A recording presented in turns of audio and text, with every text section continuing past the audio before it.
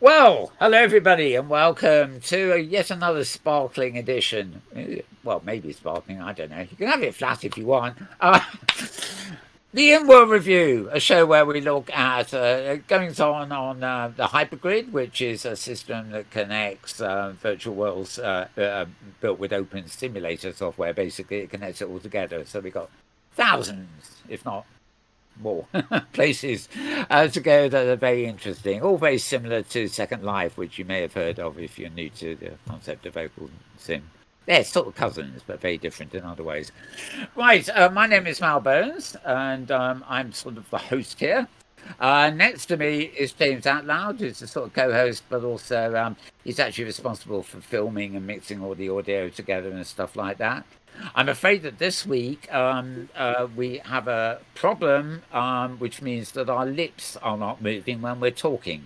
Strange sensation, that's, although I'm particularly used to it. But we'll be shaking so much else, I don't think you'll even notice. And we have two special guests and quite a lot to get through, all in one. Firstly, somebody you will all know if you've ever been here before, I'm sure. We've got Thurza Ember. Hi, Thurza. Hello, everybody. Yay. Hello. Now, Thurza is what you might call the convener of the Hypergrid Safari, which happens once a week, when it's in season, that is. And also, she's going to tell us today a little bit about the OpenSim Festival, which comes up in July, and also about a sort of whole quest operation on an island not too far from here. Which is happening while Safari is sort of on its vacation, so to speak. So quite a lot to get through on that front. Also, and sitting right next to me, we have Lenora Sion. I think I've got that right. Sorry, did you say no? No, I said hello. Oh, I usually pronounce it Sion, but I don't know. Sion, okay.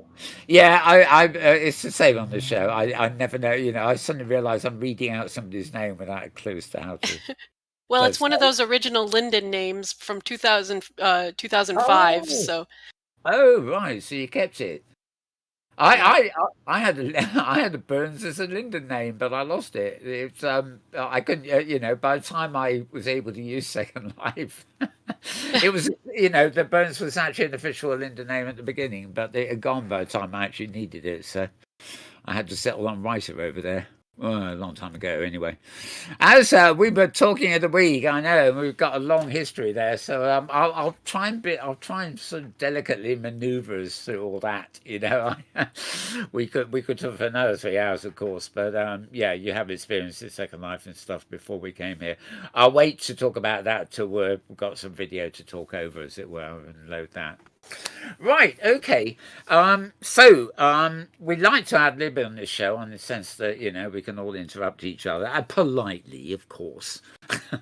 But we're fairly structured today, simply because we've got so much to get to. So I'm going to start with our announcements about the OpenSim Festival.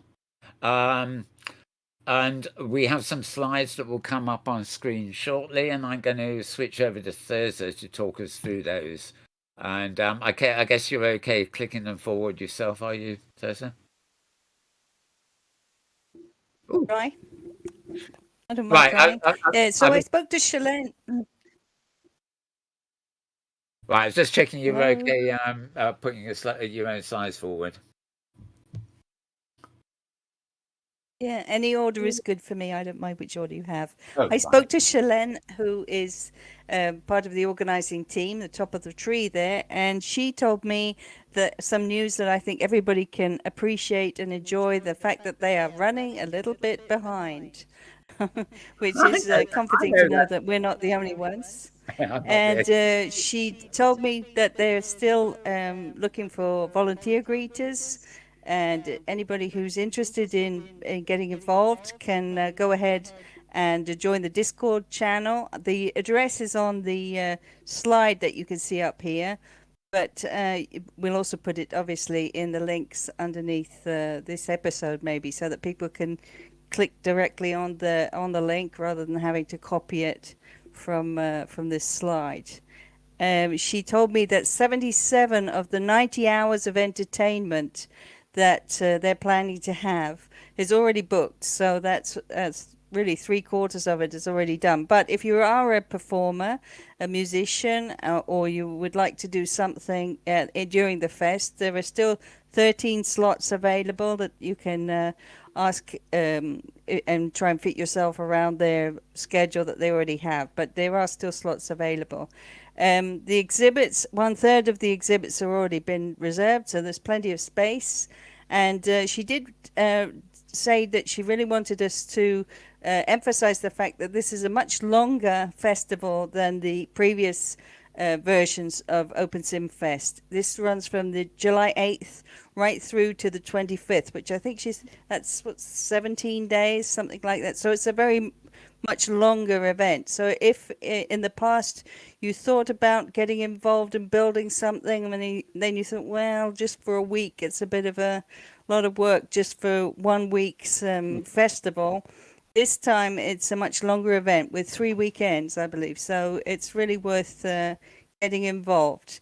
And as you know, it's the theme is medieval or fantasy. What does that mean? Basically, in a way, anything. So if you're interested in history, that's good. If you're interested in science fiction, that's fine too. If you like the mermaid kind of thing, that's fine too. So they're happy to have anything like that involved. And if you have a role-playing group, you're also welcome to come along and set up and try and recruit new members. Why not?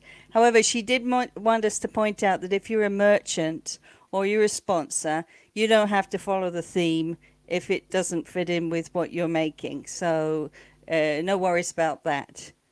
The calendar, you can see it up here. The grid is not live yet. That date is to be announced. And so everything is still a little bit behind, but they're working on the build complete date, as you can see there, for June the 30th. So the party for actually opening the grid should be July 1.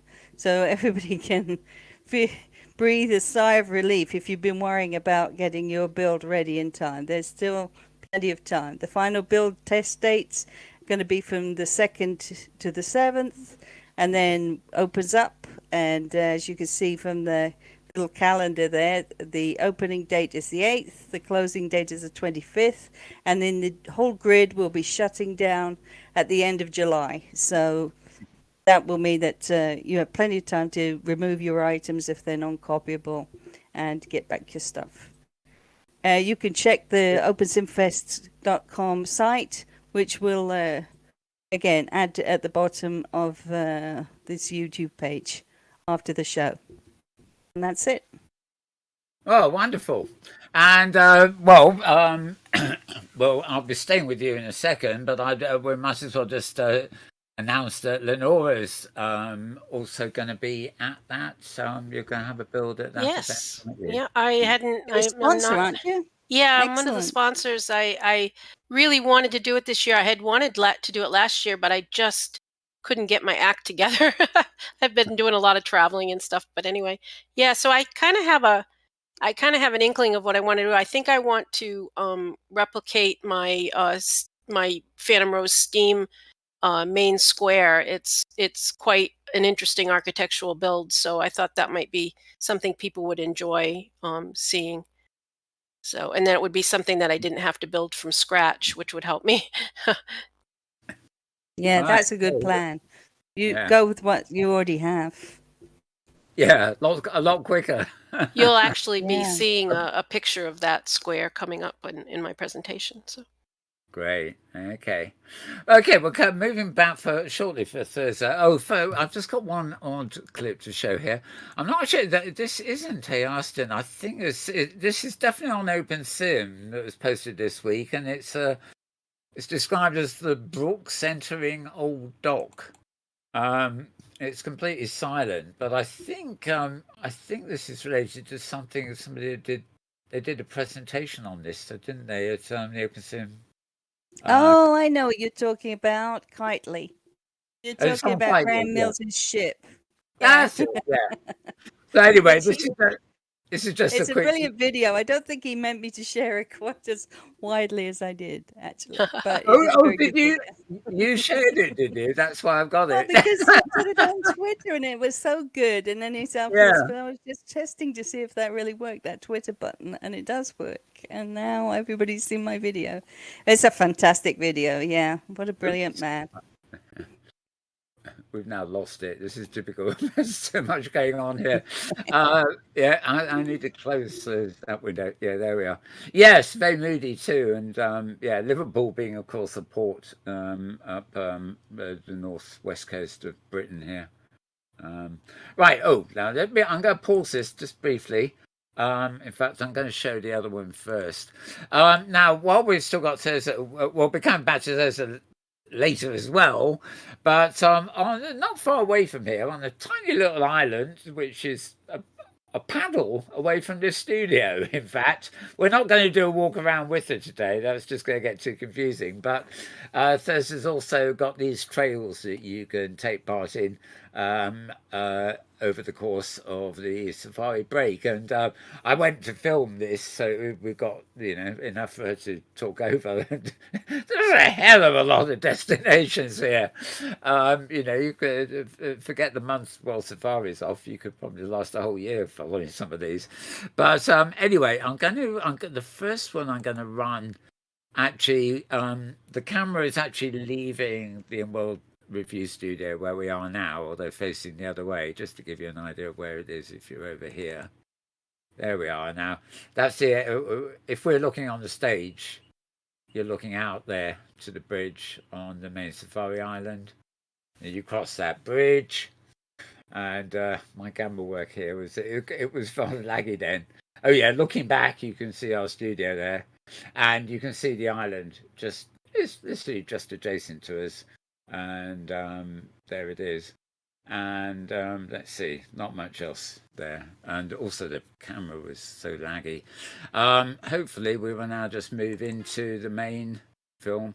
And Thursday, talk over this. So, okay, yeah, I'd be happy to. So, as you said, the safari in this new format is a 10-week season each time. So there's 10 different safaris, and then there's a break. So the first break we're right in now, it's 6 weeks long between the end of the first season and the beginning of the second season. So quite a few people said, well, where should I go in the meantime?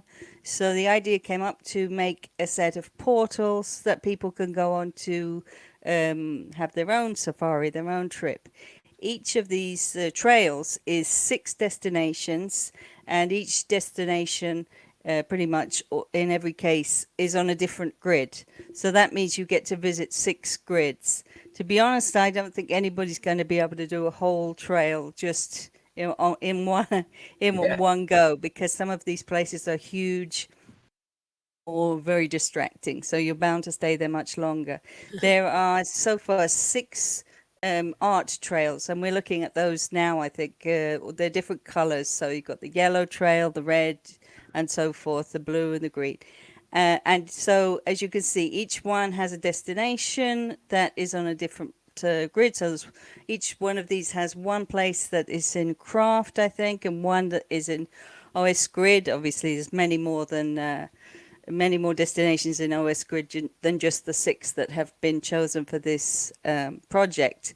But so you have these art portals, and then on the other side you'll find other themes. So there's the history one, which takes you, for example, to the Roman grid, which is a really serious architectural and archaeological rebuild over there by Carmen. And it also takes you to see Fred's fantastic Alexandria build, which is huge and full of NPCs and so forth. And then it also takes you to a place like Portage, which is the build that we saw, that is the reconstruction of a little town in Pennsylvania, which we actually went on in safari not that long ago. So each of the tours sort of has some kind of a theme.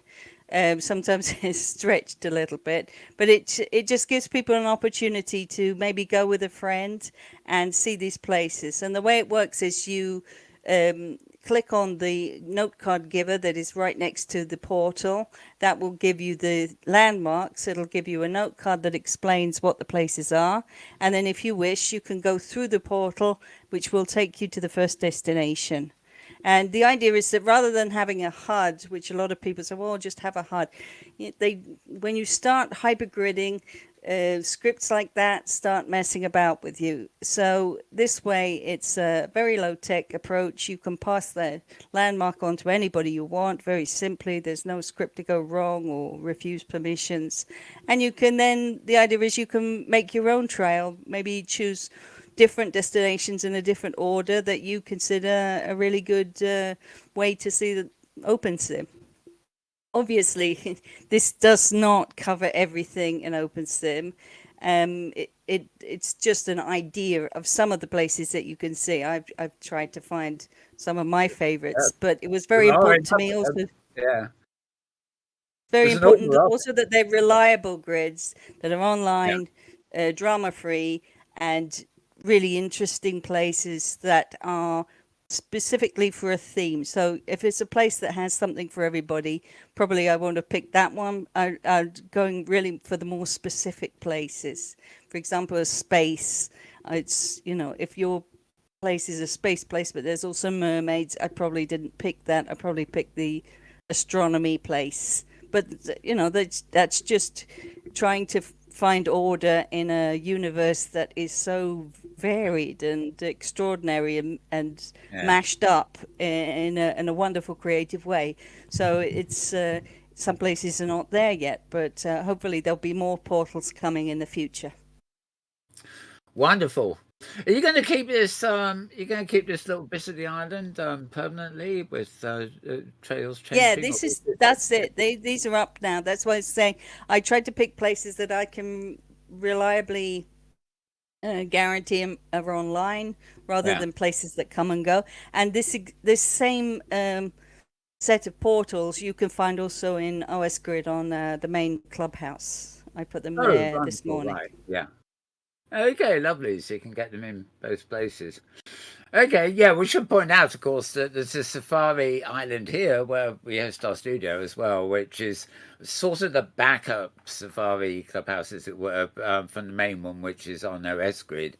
But it's not always guaranteed to be up. So one of them will always be here. I think we can safely say that.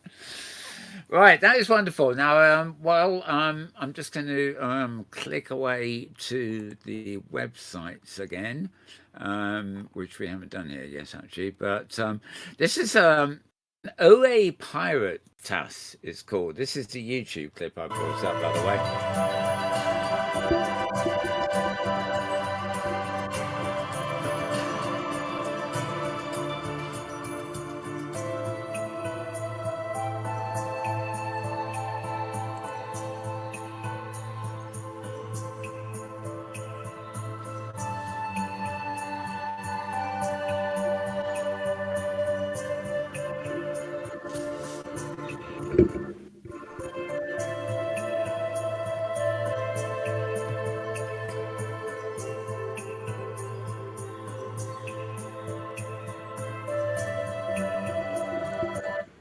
It's almost over. Yeah, I'll stop there because the thing I liked about it is when the camera zooms out, you can see the skull and crossbones kind of thing. It's awesome. The land itself, see from the air, it's definitely pirate stuff. Maybe we can get a pirate portal. That would be fun too. That would be different fun. places that are pirates. Who doesn't love a pirate place? Come on. Yeah. Everybody loves pirates. Yeah, and actually, to be honest, on OpenSim, if you're out shopping for freebies and stuff, my God, there's enough pirate stuff to keep you going over the 7 seas and more. Right, this actually, we're back on the web here. So the YouTube account of this guy's, the clip is called OAR Piratas. I don't know where that's meant to be OAR as in, the OAR. And the accounts, it's obviously, what's that, Spanish or something? RX Gamer BR is the name of the person that posted this. And I think I followed a link to this from somewhere. So, it mentions OpenSim there, so I know it's OpenSim. So it's quite interesting. I thought it's always good to see more videos coming out of OpenSim. amongst the many thousands for you, the other place, as we call it sometimes. Also, this again is a foreign language, but this is all about Alice, as in Alice in Wonderland in OpenSim. It will be when it loads. Quick 1 minute clip.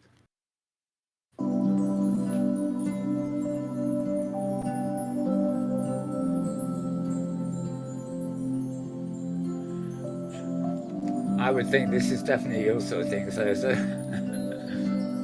It's pretty, yeah. Yeah.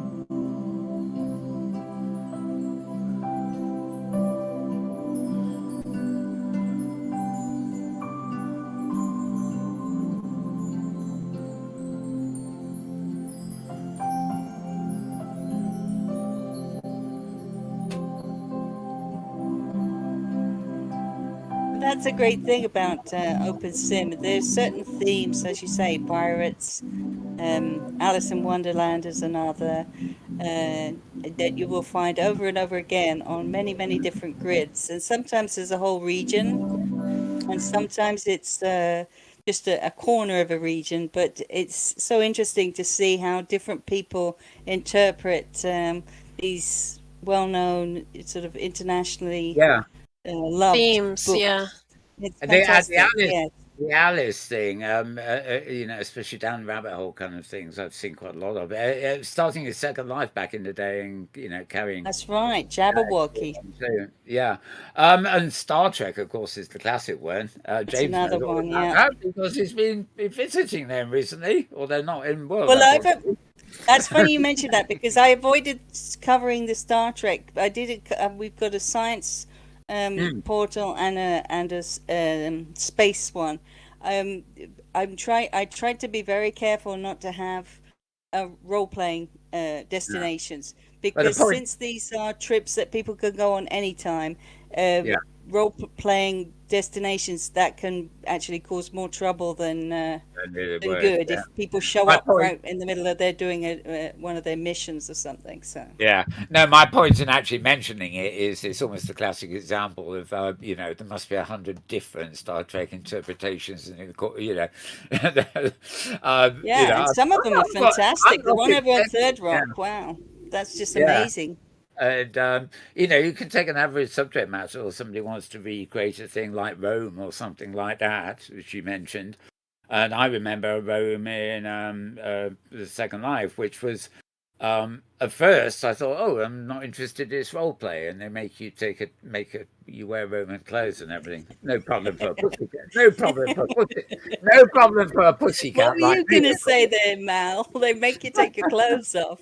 Yeah, one of those role play places. I see. No, but the interesting thing about the Rome one was that the role play was very much, it's almost like a performance for people to visit, because different some people take it really, really seriously. You know, some of them were the slaves washing and others were people maintaining the hot bars, and others were actually Roman, you know, aristocrats, and they were role playing, but the whole idea of the role play was to give visitors an accurate representation of a living version of ancient Rome. So, but that does require a certain amount of respect, though, because if a visitor comes in and they're just, you know, flying around or whatever, just making comments. It was like you had, as I said, you had to change costume, but I think there were quite a few restrictions in place, which actually was the thing that put me off at first, because I thought, oh, it's a role play thing. They force you to do this, that, and the other. But in fact, so long as you're in costume, and you know, it was pretty free and easy. You were able to walk around and examine stuff, and as my pussycat, of course, had no problems choosing a costume at all, so that's very helpful. Right, okay, moving on. Another one here, right, is final one. This is the Pangea grid. It's actually described as Pangea grid part 1. So I presume there's going to be a part 2. This is 3 minutes or so we'll bear with us for this.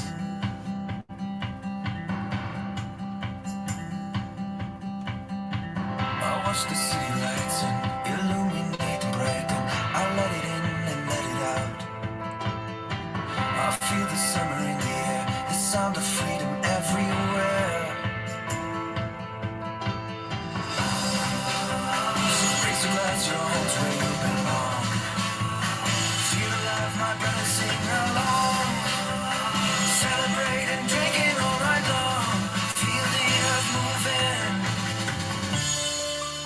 When I look up to the sky, I keep myself from falling high. It makes me feel like I'm alive.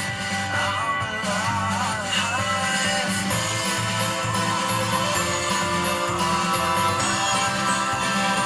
Just let it in and let it out.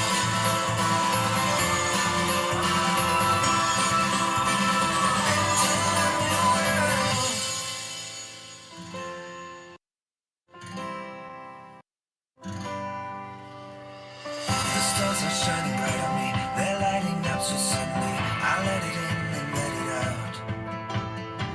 It's feeling deep inside of me, holding me back so easily.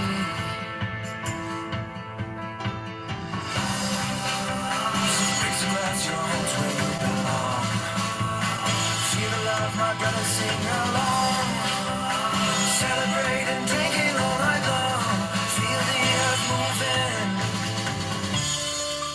When I look up to the sky, I keep myself from falling high. It makes me feel like I'm alive. I'm alive.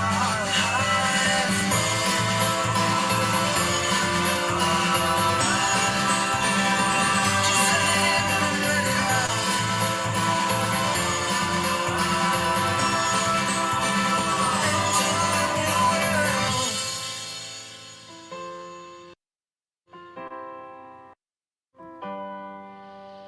Oh, raise a glass and oh, the night is gone and so there's a light that leads into a world, a place to be unknown, discovered by my own.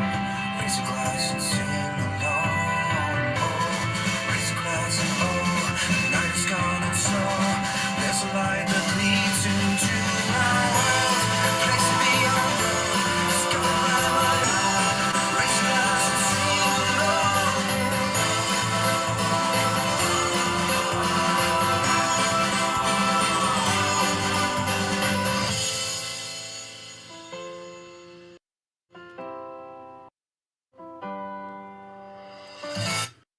Okay. Not bad piece of music there. This is the YouTube account is somebody called Lampit Taylor or Lampy Thaler. Do we know this person? I know Zori. She's really good. She's a singer. Yeah. Oh, so that's an Inworld musician too, is it? Yeah, she sings in what? And I Great. apologize to say I can't remember the young guy that sings with her. That was a really great track. That was a really great track, actually. But obviously, the video now, conveniently, the YouTube notes here actually give the region you need to go to. So it's the pangeagrid.com on the web, or the pangeagrid.ddns.net : and then the port number is 8002 as usual, and then the port sub number is Pangea. So you can probably see that. I've just highlighted it there. So if you hurry, you've probably got just about enough time to write that down. And I'm not sure. Right, Pangea Grid D. Anyway, that's if you can look up Lampithala or whatever it is on the web, you can replay that and copy the information from there yourself. So while I got the web pages open, and while I've still got Thursday on cue, so to speak, Thursday I had a few blogs up this week, which we should get around to as well. Sourced by Mayor Paris. I don't know whether you want to mention anything about these. That she is a goddess among builders. And if anybody had not seen that back in the day in Second Life, that's the wonderful thing about Airmail Flux, that you can go anytime and see not only that, but Tiltomatic is there. There's a piece by Saskia Boddicker from Second Life, who you'll remember. The Arrival is over there. It's just a joy to go back there anytime. And Source, of course, is the icing on the cake. And so she very kindly checked the scripts for us so that it's fully working. And it's one of the destinations on one of the art portals. And it's just magnificent. Yeah. Okay. And you've got plenty of pictures and information about it there. So for those who want more on this, you want to go to Safari's website, which is hgsafari, hgsafari.blogspot.com. And at the same location, you will also find lessons on making it in OpenSim. But it's right, not you. Yes. Yeah, this isn't you. This is a guest post, isn't it, from My Virtual Beach Tisaria Hunter? I know that. That's correct. Trizzy wrote this, and it's a second in a series of guest posts by various people doing different things in OpenSim. The first one was by Nara from Nara's Nook, and she was writing about how their grid was subverted by launderers and the problems they had. So this is a second one, and one's coming up soon by Karima. So that will be about be about collaboration in OpenSim, and so hopefully there'll be quite a few articles like this coming along. All right, so that one's her grid itself is at grid.myvirtualbeach, which is a platform as it were .com. And 8002 is normal. Okay, now the next one I've got here is from Fred Beckhausen. Oh no, it's not. The actual post is from AI Austin, I guess. But yeah, it's about the new Hobbiton. Yeah, it's about the Hobbiton is third region, so to speak, in terms of it's like yours, Lenora. It's an Outworlds based region, old Dream Grid, and I never know the difference between them. And there's a nice little video there. I think I've got this offline, but.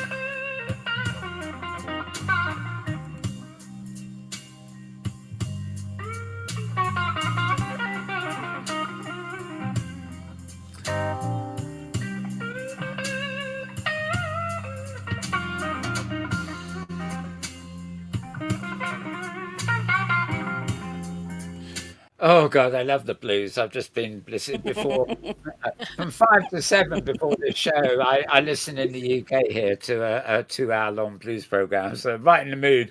I'm just not going to play it all because it's a bit small, and you'll be able to find it there on. You can probably get it on YouTube. I think I had it, maybe not, offline. Anyway, you'll find this. You'll find the link to this at AI Austin's blog, which is a bit complicated. Or it's blog blog.inf.ed.ac.uk. Basically, it's an educational site in the UK that is hosted by AI Austin.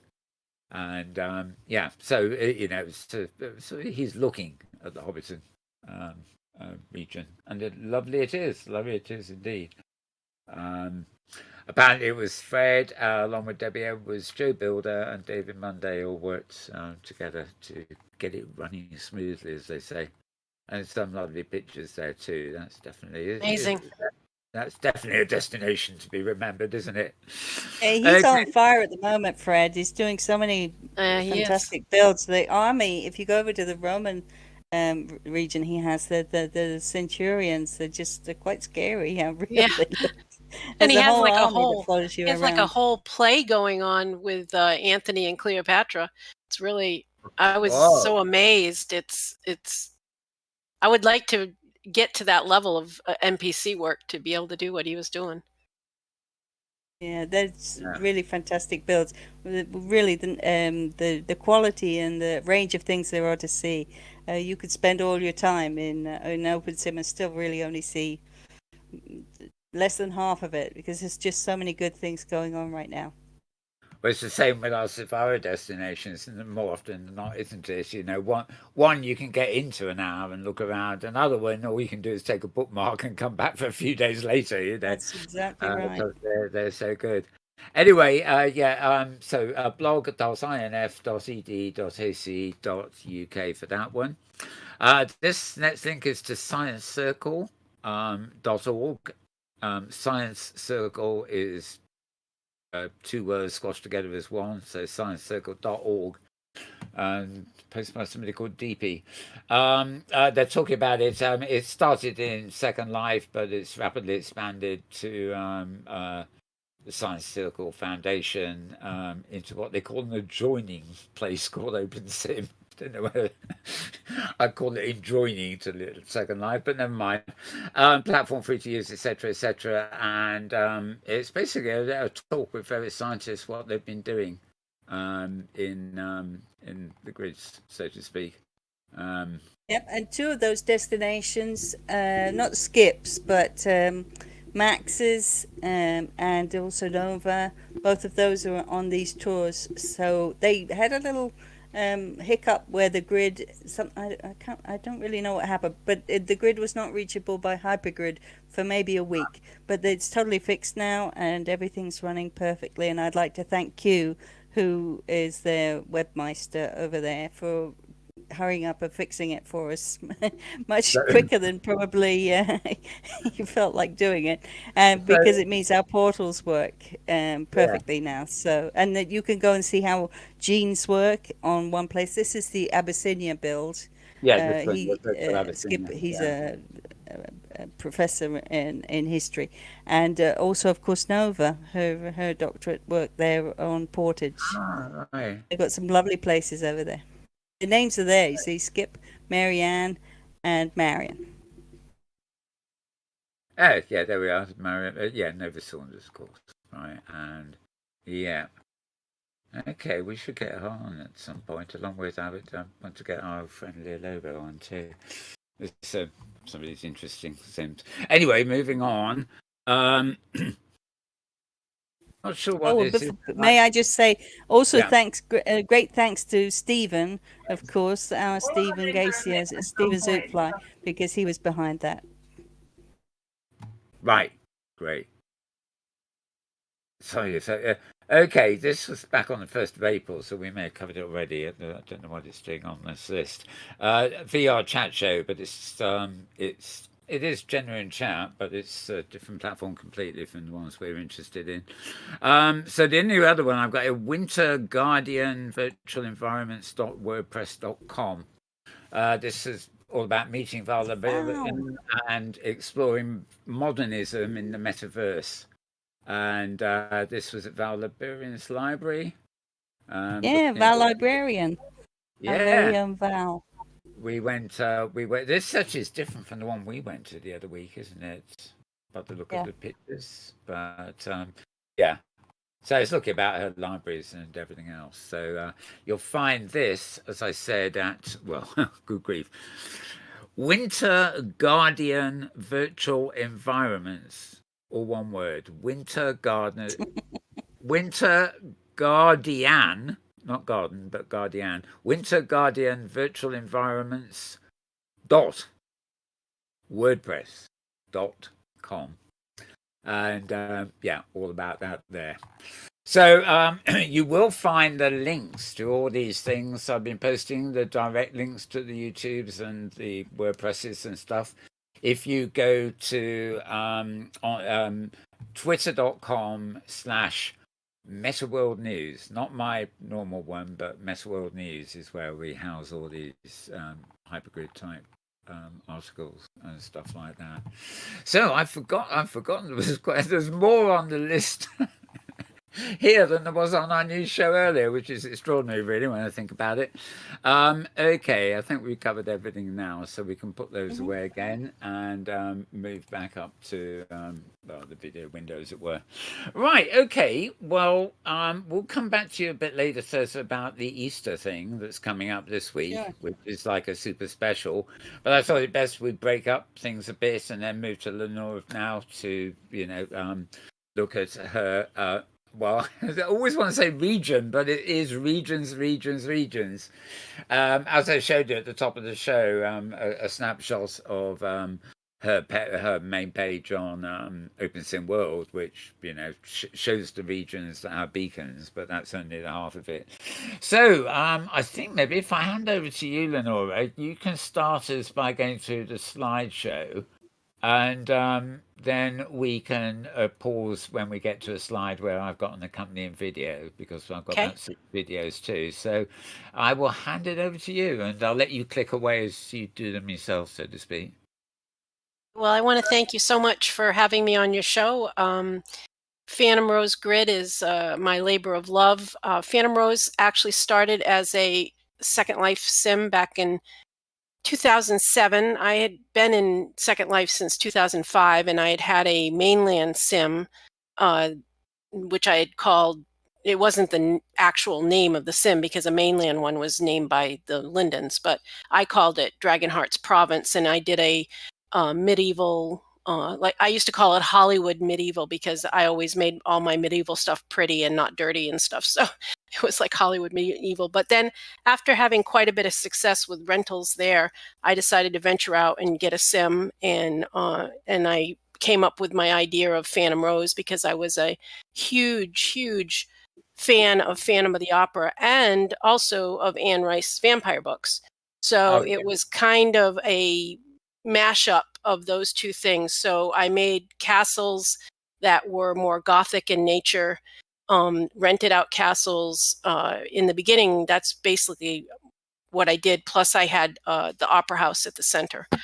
But eventually I made my way to the OS, and in 2019, I was able to, with Fred's help, with his Dream Grid software and my husband's help, we got Phantom Rose Grid online in January 2019.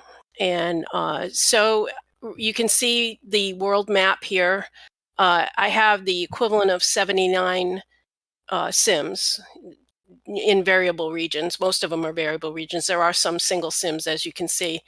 But mostly I like the 2x2s, but then Phantom Rose Ocean needed more space so that people could get really have fun with boats, because it was power boats, and so I wanted that to be a little bigger. And my latest region that's going to be coming online soon, well, it's there, but I'm not officially opened it, is my Phantom Rose Medieval, which is a medieval fantasy sim that has battle boats and big mermaid area and all kinds of, it's got dragons, going to have dragons and all kinds of stuff there. So I've been working on that with my friend Tenchi for better part of this year probably. But as you can see, it's laid out. They don't, the regions themselves are distributed because I decided to, I do a variation on Phantom Rose by doing different time periods. So my original Phantom Rose was sort of Victorian, but very, really loosely Victorian. So the Welcome region, where before I had any beacons, is actually set up like the original SL region that I had. I had to redo, this is essentially the same opera house. I did have to change a few textures that I didn't have permissions to use outside of SL. So I had to make a couple small changes, but I had built it from scratch. So it was my building, and I just had to comply for my textures. So I put in a few different textures for the building, but it's essentially, and the actual terrain is the same terrain, the same terrain map that was in SL. So it has the famous Swan Lake and the whole thing that's just below the opera house. I was able to expand the Phantom's Lair that's underneath the opera house. If anybody knows the story of Phantom of the Opera, then you know that the Phantom lived in the catacombs of the opera house. So at SL, I did have a small area underneath the opera house. But now I have a much more expanded one, and I was able to give it much more of a feel of being able to take a boat through the catacombs, basically, and find the Phantom's lair, and that is one of the adventures that you can do. And if you find the lair, then you get a really cool prize. So that's one of the interactive things that I have for that sim. I'm trying to get an adventure for every region, but so far I really only have my first 3 regions have adventures, but they all have something interactive to do, and they all have freebies of some kind. At the Opera House, there's a gift shop in the first floor of the Opera House that has some items that I've made over time, or there might be a custom freebie that I have redone to make it basically unique, and give it away. And I carry the original permissions, and I put in, like the CCA licenses and things, that whatever I used comes with the original permissions. And I try to make a point of, and I am a DCMA agent, and I do my best to make sure we don't have pirated content on the grid, and that we're not using it. But like everybody else in the OS, once in a while you get very confused of what is actually legal and what isn't. So I ask, if a visitor comes by and they see something and they go, wait a minute, that's not legal, then let me know, and I will make sure that it's, I will research it and the best of my ability and take it off if it is. But I just, do my best, and it's all we can all do. I buy a lot of things through Kitely, so I don't use as many of the freebies as I did when I first came into the OS. So, as you were saying the other day, it's you love building, I know, but it just takes up so much time. Sometimes it's just easier to buy something off Kitely, so it's legit, and then modify it, so it's unique. Absolutely. Yeah. I mean, I can build a lot of things. I love to buy other people's architectural components, because it just they usually mesh, and so they're lower prim count, and it's just so much easier for me to incorporate those into my builds. And you'll see some as we go along. Most of the builds you see are builds that I did make, but they probably incorporate components that I've bought from other people. And I always keep all of my licenses and everything. I have some licenses from people in Second Life, so I've made a real effort to be compliant. So as I went out into the OS, I started out at Inworld as my first destination outside of SL. I would add that people arriving there can pick up note cards, and I've actually got the history of Phantom at the moment. I mean, you start in Second Life, but then you move to Inworld, then you move to another familiar place that I was at for a long while, Great Canadian Grid. Yeah. I had finally I got my grid. So I made that progression with, and a lot of people I know made that kind of same progression, or if not GCG, they were at DigiWorlds. I was actually at DigiWorlds first, and found GCG through DigiWorlds, really through their having the beacons up. So I love hypergridding. I could never go back to a closed grid again. I just love being able to jump around to different grids. And I'd like to point out too that Phantom Rose is a non-commercial grid. I don't rent land to people. I have 2 friends who have land, who occasionally build with me or on their own.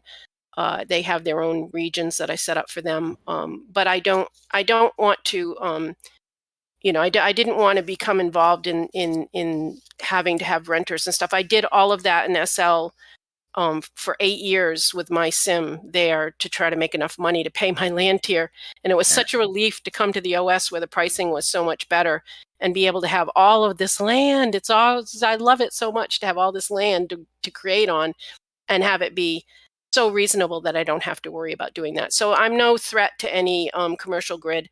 I come to their grids, and I buy things if they allow it. And it's, I love the distribution. I love the fact that we can all go out there and build our visions. And that's the real, I think it's the real strength of the OS, is that we can have so many different creators. And it's what, Thursday's really showing with the safaris, is the absolute depth of artistic ability out here is incredible.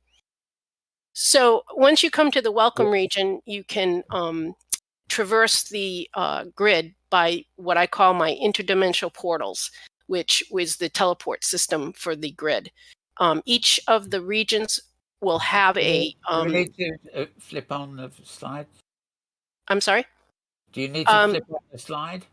Well, Oh, yeah. Okay.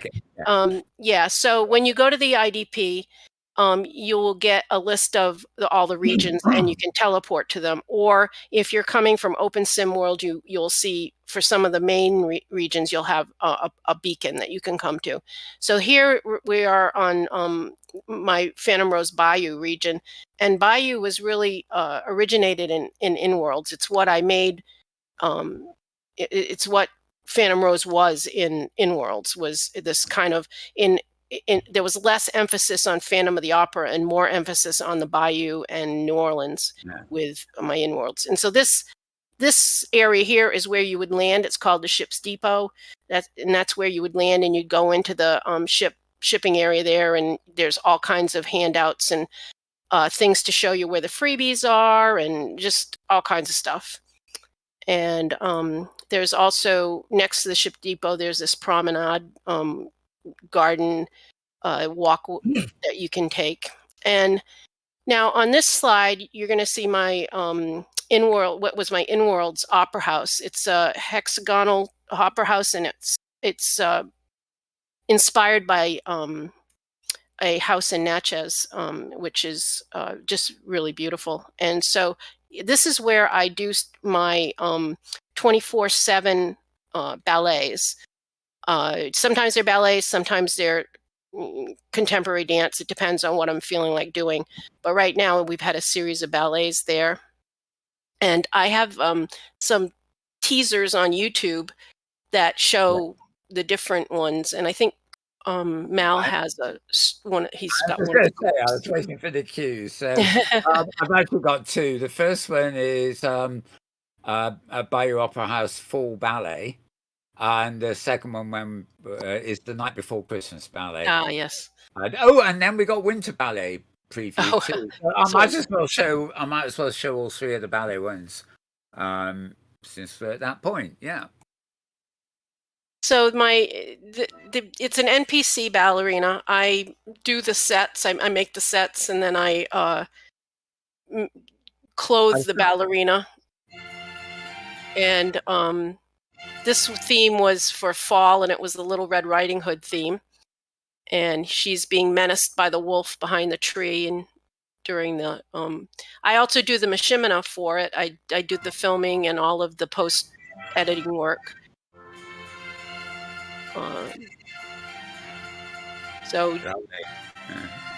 And I use Storyblocks audio music, so that it's royalty-free music, so that YouTube doesn't have a hissy fit over it. Lovely stage design, very rich. Thank you. Yeah, quite a lot of layers in it, but look at it. Yeah. I really enjoy putting that type of thing together, so I probably take more time than I need to on it, but I love to get a very interesting set to look at. And then these animations are all Branimations. He's was a well-known animator in SL, and he has put a store out in the OS. So I went and bought every single one of his dances because I was like, he's going to change his mind and take down the store, and I'm going to be mad that I didn't get him when I could. So I basically put an investment in to get all of his dances. So I have like all of them pretty much.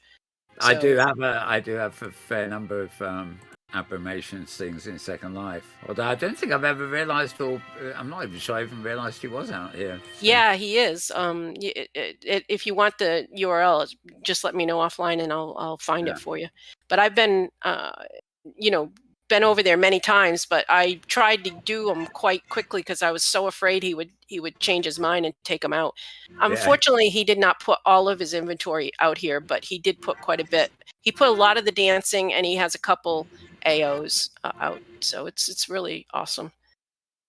So that was the Little Red Riding Hood one, and the credits too, of course. Yeah, so it's the. So I'll move to the Night Before Christmas. This was a. Let the credits roll. Just a couple of seconds there by the look of it. There we are. And that's my website, phantomrose.com. That has, this is the demon one. Night Before Christmas Ballet, it says. No, Yeah? this is the demon one. What I'm seeing is the demon. Right, it does look a bit odd. Okay. Oh, here we go. Now we have this is the winter ballet. Yeah, it's the winter one. I don't know why it's called Night Before Christmas Ballet when it's demon, but never mind.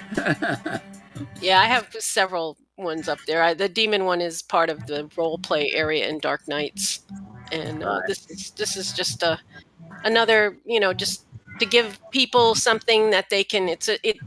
It's hard to put on shows in the OS because we're so distributed. It's difficult to have enough people to come and see a live show.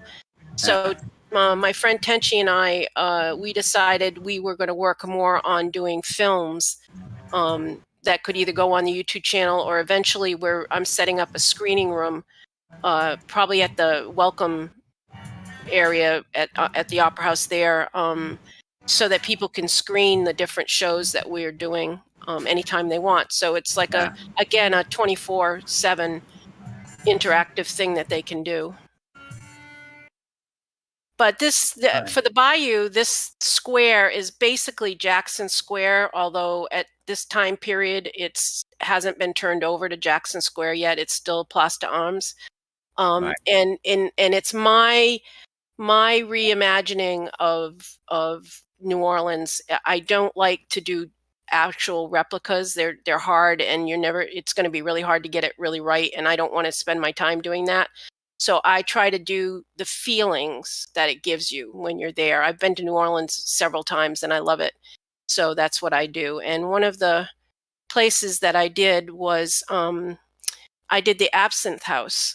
This is roughly what it looks like in real life. Obviously in modern day time period. I did look at some vintage pictures also and tried to pick something a little bit close to that. It's actually it's rather uncanny because the safari actually visited a few weeks ago, literally around the time of Mardi Gras. I watched that. Yeah.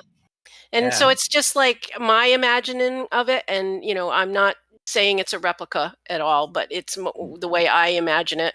I did visit. And then the kind of things that I get involved in that I love so much is I made an absinthe dripper. And it actually has if you can see the little green dot going down, it's actually got an animation of a drip going down on the silver spoon with the sugar cubes over the glass. Okay. Yeah. And good work. Thank you. And so I put all that together. Some of it are pieces of things that I had. You can see one of Anne Combs' statues up there. I made her into a green fairy because that's the slang for absinthe is green fairy. And so, that was I just get caught up in this kind of stuff. Now I probably spent a week making this thing. I don't sell them. I'm not, it's just atmosphere and it's just the kind of thing I love doing. Now I did not take a picture, I did not include the picture of over to the left of where that is. I have a gift area where I'm giving people some beautiful crystal and champagne bottles and red wine and white wine bottles on a silver platter type of thing that they can put out as a display for their own decorating. And often I have a lot of things like that out for free gifts for people. Let's see, where am I? Okay, so now we're over at, this is still on the Bayou. The Bayou has kind of got two faces. The first face is the city area. That also has an assembly room. I guess I didn't do a picture of that. By the way, I'll just interrupt quickly. I have a video of the other videos I've got Bayou region demon level, Dark Nights, and I've got pagan drum circle. Oh the pagan one's kind of fun. Yeah, and of course, the Night Before Christmas is actually Phantom Rose Bayou. So when you get to wanting to show those bits, just give me a prompt. Okay. So this is kind of the formal entrance into the Dark Nights area. It gives you all the information about if you want to do some role playing with us. To be honest, we haven't done too much since I opened it. Tenchi and I just get together a lot of times and just role play together. because we enjoy it. But there's lots of things to do. You don't have to be in part of a role play because this has an adventure, and the adventure takes you through 4 supernatural beings where you have to talk to them, excuse me, and do a task that they set you to do, and it's all kind of scripted. So you sit on a pose, they'll tell you to go someplace, you just sit there and it starts you moving and doing things. And then if you complete it, they give you an amulet of safe passage, and they're really cool necklaces, and you get a display box and an amulet to wear. And then you go to the next one. So there's a vampire, there's a demon. So you go up to this demon level and have to deal with the demon and send a lesser demon back to hell. You also have a witch who makes you do a blood ritual to get her amulet. And then the last one is a voodoo priest, where you have to dance with a snake and to get that amulet. So it's, you can do it with friends or you can do it alone, and it's something to do that's, I think, is kind of interesting if you're interested in Gothic things. Obviously, if you're not interested in Gothic things, Dark Nights isn't the place for you. I also have a couple levels of role play. There's a Bontemps mansion for the vampires, and I did make some of my own vampire bites, and there's some pillars out that indicate that there are pose balls there to be able to role play with some animations that I made. So they're spread around. It's very spooky and evocative and all that kind of stuff. I also have 2 hunts here. I have the vampire blood drops, where you go around and you find the blood drops, and when you're done, you turn them into me, and I give you a really, really cool goblet. A vampire goblet is really cool. And then I have the demonizer hunt, where you have to find ghosts. The ghosts will res every 5 minutes. When you see one, you click on it, you take their soul, and when you get all the souls that you're supposed to get, again, you give them to me, I give you a really cool prize. So there's those things to do. I also have a maze there. Here's a picture of our sound effect there from really. I was like, did I do couldn't that? help. I don't think I did that. No,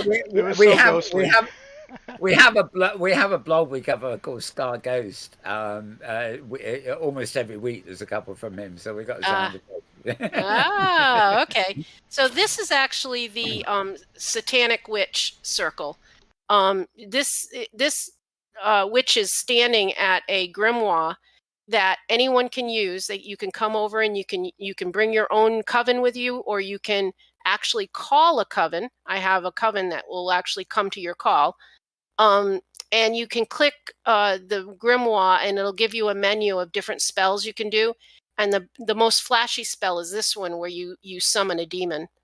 And then you have a little interaction with this demon, and it's just kind of cool, kind of cool if you're into that stuff. Now, if you're not into satanic stuff, I also have a Wiccan circle, which is all beauty, hell, nature and light, and all that kind of stuff. So it's the antithesis of the other one. And again, there's a grimoire. You click it, you can call your coven to you. You can do several different rituals. You can bring your own coven, and if you've got a group of friends and you want to bring your own, you can. And there's a way to use it so that you don't use the coven that I provide for you, but you can call this coven if you want it. And I did a lot of work. I'm not a really great scripter, so this was quite a stretch for me to do whatever scripting I did do. So it is. I'm pretty proud of them because, like I say, I'm a kind of a hacker for scripting. So, and then this is. I think you have a clip on this, Mal, for the pagan drum circle. Oh yeah. This is also in the Dark Nights area. The Dark Nights has its own little portal system, so that if you want to stay within the Dark Nights stuff, you can just go to the door and click it, and it will give you your destinations within Dark Nights. And this is one of them, so that you can go dance. There are 2 girls there that dance. They're very dedicated. They're NPCs, so they dance all the time. Oh, I like them. They're So- out of energy, eh? so you don't have to dance alone when you go there, which is it's very cool. It's very cool.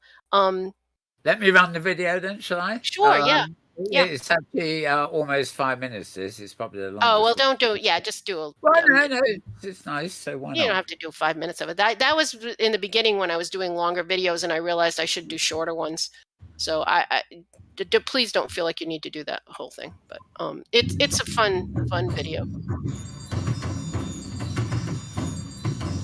And nice and moody. Boom, Yeah. bada, boom. And this again is royalty-free music. So I went on Storyblocks, and you pay per month there for unlimited downloads, and so I spent a couple days downloading every single song I thought I could possibly use. But I highly recommend them. They have great music on there if you're looking for something to be able to back up your stuff for YouTube. Do you make any music yourself? Do I make any music myself? Well, I do have one music video on there where I am in real life singing the music, which is why YouTube let me get away with it.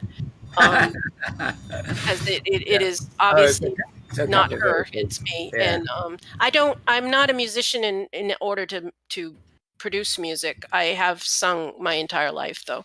So in choirs and all that kind of stuff. So yeah. So I love to sing, but that's the only I actually if you ever see that music video, I actually made that for my husband. It was a Christmas present for him. Because we actually met in Second Life, and we're now married. So. Oh, I didn't realize that. Talking the other day, I got the impression you'd been married for a lot longer. Well, no, but we've been together a really long time, but we didn't get married till about 6 years ago. But oh, right. We actually met in Second Life, yeah. So. All right, so this is nice and moody. It is nice and moody, but I'm going to go on because I have so many things. I don't want to take too much time away from everybody. Okay. Well, people can find this on your YouTube. They can find I have my YouTube station, and you can. I just want to remind people that if you go to my website, phantomrose.com, and you go into the website, you will find on there. I have buttons at the top banner that go to my video channel, to my blog, and to our calendar. So next I'm going to talk about Phantom Rose Steam. And this I've just realised it's like daylight has just arrived. After all I know, huh? Pictures, yeah. I have moody stuff, and then I have really fun stuff and cheerful stuff. But I do love my Gothic. I grew up in the 70s on Gothic romances, so I'm like really into the Gothic stuff too. But I like everything to be kind of pretty. So most of my stuff is not too dingy, like my friend Tenchi teases me all the time because he said that I'm like Disney, I have to have everything look really nice. But anyway, this is Phantom Rose Steam. And basically I came up with this concept, and it was what I built in GCG when I moved Phantom Rose there. I didn't want to do the same thing I had done before. So I've always loved steampunk. So I came up with this idea. The balloons you see, there's actually two of them. Well, there's the big one on top, but there's two small ones. You see the first one in the front. There's another one behind one of the legs that you can't see in this picture. But they are elevator balloons. So you go over, and there's a call button if they happen to be. The one in the front goes to the second level where the opera house is. That is the, I'll go closer to it. This is the opera house for Steam. It's done in a steampunk fashion. The stage is done steampunk. I did not include pictures because there's just too much. But you can call the elevator, the balloon elevator, and you go up and down with a steam balloon with an operator in the back. I made, you really can't see them very well, which is too bad. I should have gone in a little closer. The lamps that are on these pillars, I made them, they're static electricity lamps. So they have this static going between the two globes there. It was pretty cool. It was a piece of, I think, might have been Vibinia's, some of her steampunk stuff, or I can't think of the name now. But but they're partly theirs and partly mine. I kind of customed them and put the static electricity in and stuff. I had to go find I had to find the right pictures, and then I had to find the right noises, and then I ended up, it was so annoying to have them on all the time that I shut these off on the noise because it was just too much noise. But it was a cool idea. It's an often forgotten thing of the sound effects that you can, like even next to the studio, we've got the sound off at the moment, I think, but there's ocean waves near here and some birds flying around. But it's pros and cons. If you just want to make an environmental immersion, then that stuff is absolutely lovely. Yeah. But it can be intrusive sometimes. So this is the Orleans House ballroom, and it's a lot of my stuff is kind of French because it's what my background is really.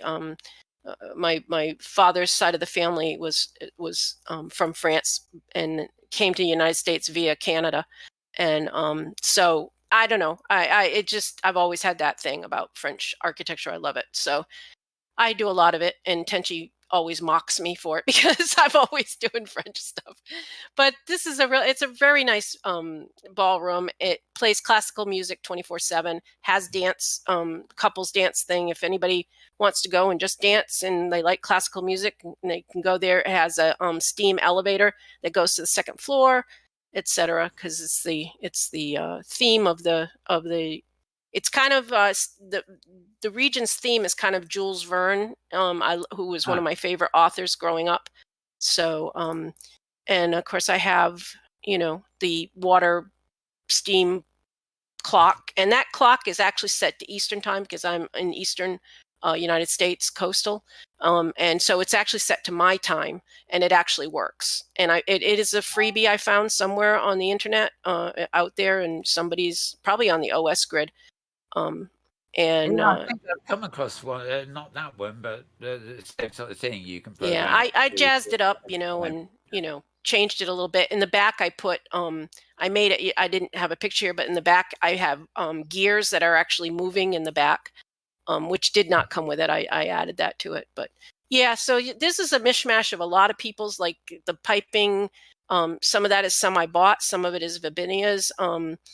The really nice pediment on the front is from Zed from Twice Baked. I buy much of his stuff. I mean, oh man, I have lined his pockets, let me tell you. So I love his stuff. I love his architectural stuff. It's awesome. So I use a lot of it.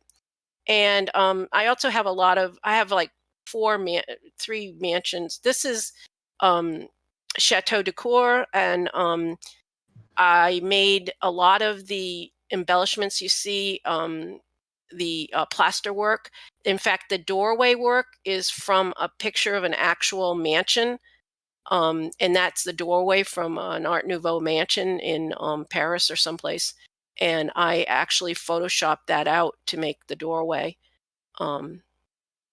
So, and a lot of that kind of stuff, these embellishments are stuff that I made in Photoshop. And then the pediments on the windows and stuff are more of Zed's work.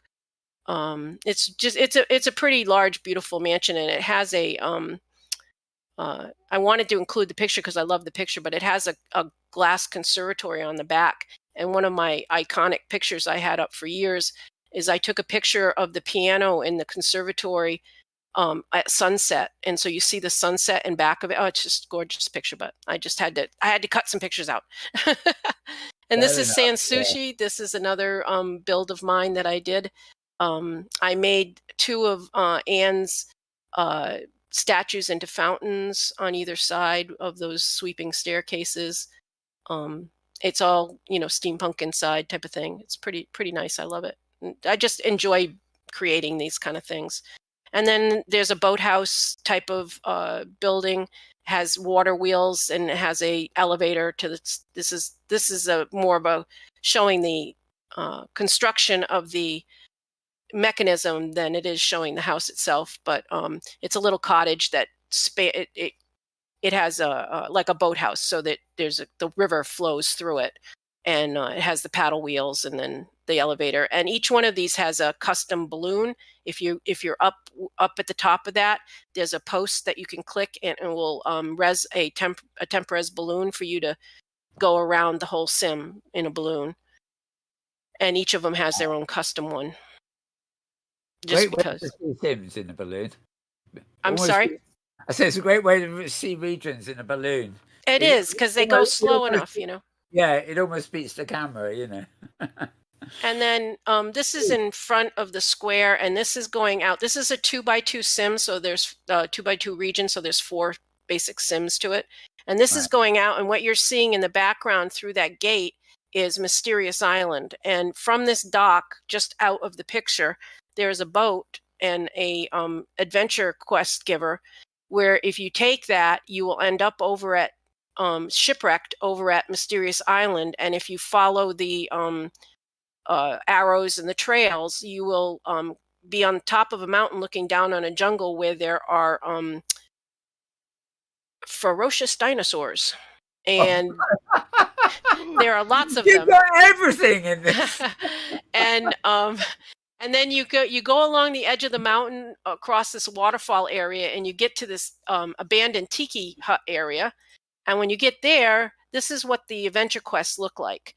Anytime a person who visits sees one of these, there's an adventure quest, and you click it, and it gives you information of the tasks that you have to do to get. And this particular one, you have to find a hidden cave that is across the jungle. So you have to traverse through the dinosaurs, climb the side of a mountain, go over a rickety bridge, find a hidden cave, and then when you find the hidden cave, you have to fight a man-eating plant who tries to eat you. Luckily for you, the plant does not like the way you taste and spits you out, and gives you a prize. And the prize is bamboo floaties, like to use in a pool, but they're made out of bamboo and palm leaves and stuff. So, and they're made by me. So, and then I used I just used some of the free animations that have been out there for a long time in them. So that's so I don't have any pictures of it, but I will mention it briefly. Steam is also the home of Mermaids of the Mist, and Mermaids of the Mist had started their life in Second Life. I had a friend who loved mermaids, and she asked me if I would build her a mermaid area. And we formed a group. I made a group, and we formed this thing, and I built this incredible mermaid area that over in really close to the Blake Sea area. You could go to the Blake Seas from this place that she had, and people just loved it. They just loved it. We had lots and lots of visitors. A lot of people joined the group. But then she, as things go, she went on to different things. Didn't want to keep that land anymore, so I just took back whatever I needed to, and it went laid dormant. I mean, I didn't have room at Phantom Rose to put in that. So, but when I got to Inworlds, I was like, hey, I've got room to put out Mermaids of the Mist again. So I recreated it out in Inworlds, and then have brought it along. And there is a whole sim, a part of this 2x2 that's dedicated to Mermaids of the Mist, and it's done in a steampunk way. So there are rusting freighter ships and things, and little touches. I try to be a little bit more subtle with the steampunk. It's not like steampunk threw up all over the region, but it's there's those touches of it. I have more plans, but again, I'm always building, always wanting to do new things, and so sometimes things get lost a little bit in the so I haven't done it yet, but I have more plans for it. I wanted to do a submarine tour thing, but I just haven't got to it yet. I'm still working on Mysterious Island because I still have to make Captain Nemo's area, and so it's ongoing for me. I try to work on things as I can, and so there's a lot. I've always liked that idea of meshing different stories together. Out of context, but well, we talked about this the other day. The stories may be out of context, but you sort of in your mind you start making connections between them that would not necessarily be thought of. So you can have Captain Nemo and something like that. I figure he's considered one of the grandfathers of steampunk. So, to me, it makes sense to have Jules Verne type stuff in a steampunk region. I also have some elaborate plans for Journey to the Center of the Earth, but I have to finish Mysterious Island first. So Yeah, and you're going to have to do a lot of cave work to get to the center. Well, I have a plan. Mal, but I gotta. You have a plan, okay? I don't know. It's on my to-do list, and Tenchi laughs so hard when I talk about my to-do list because it's so huge. But I'm going to move us along here. And this is now we're moving over to Phantom Rose Nile. Now, Phantom Rose Nile happened.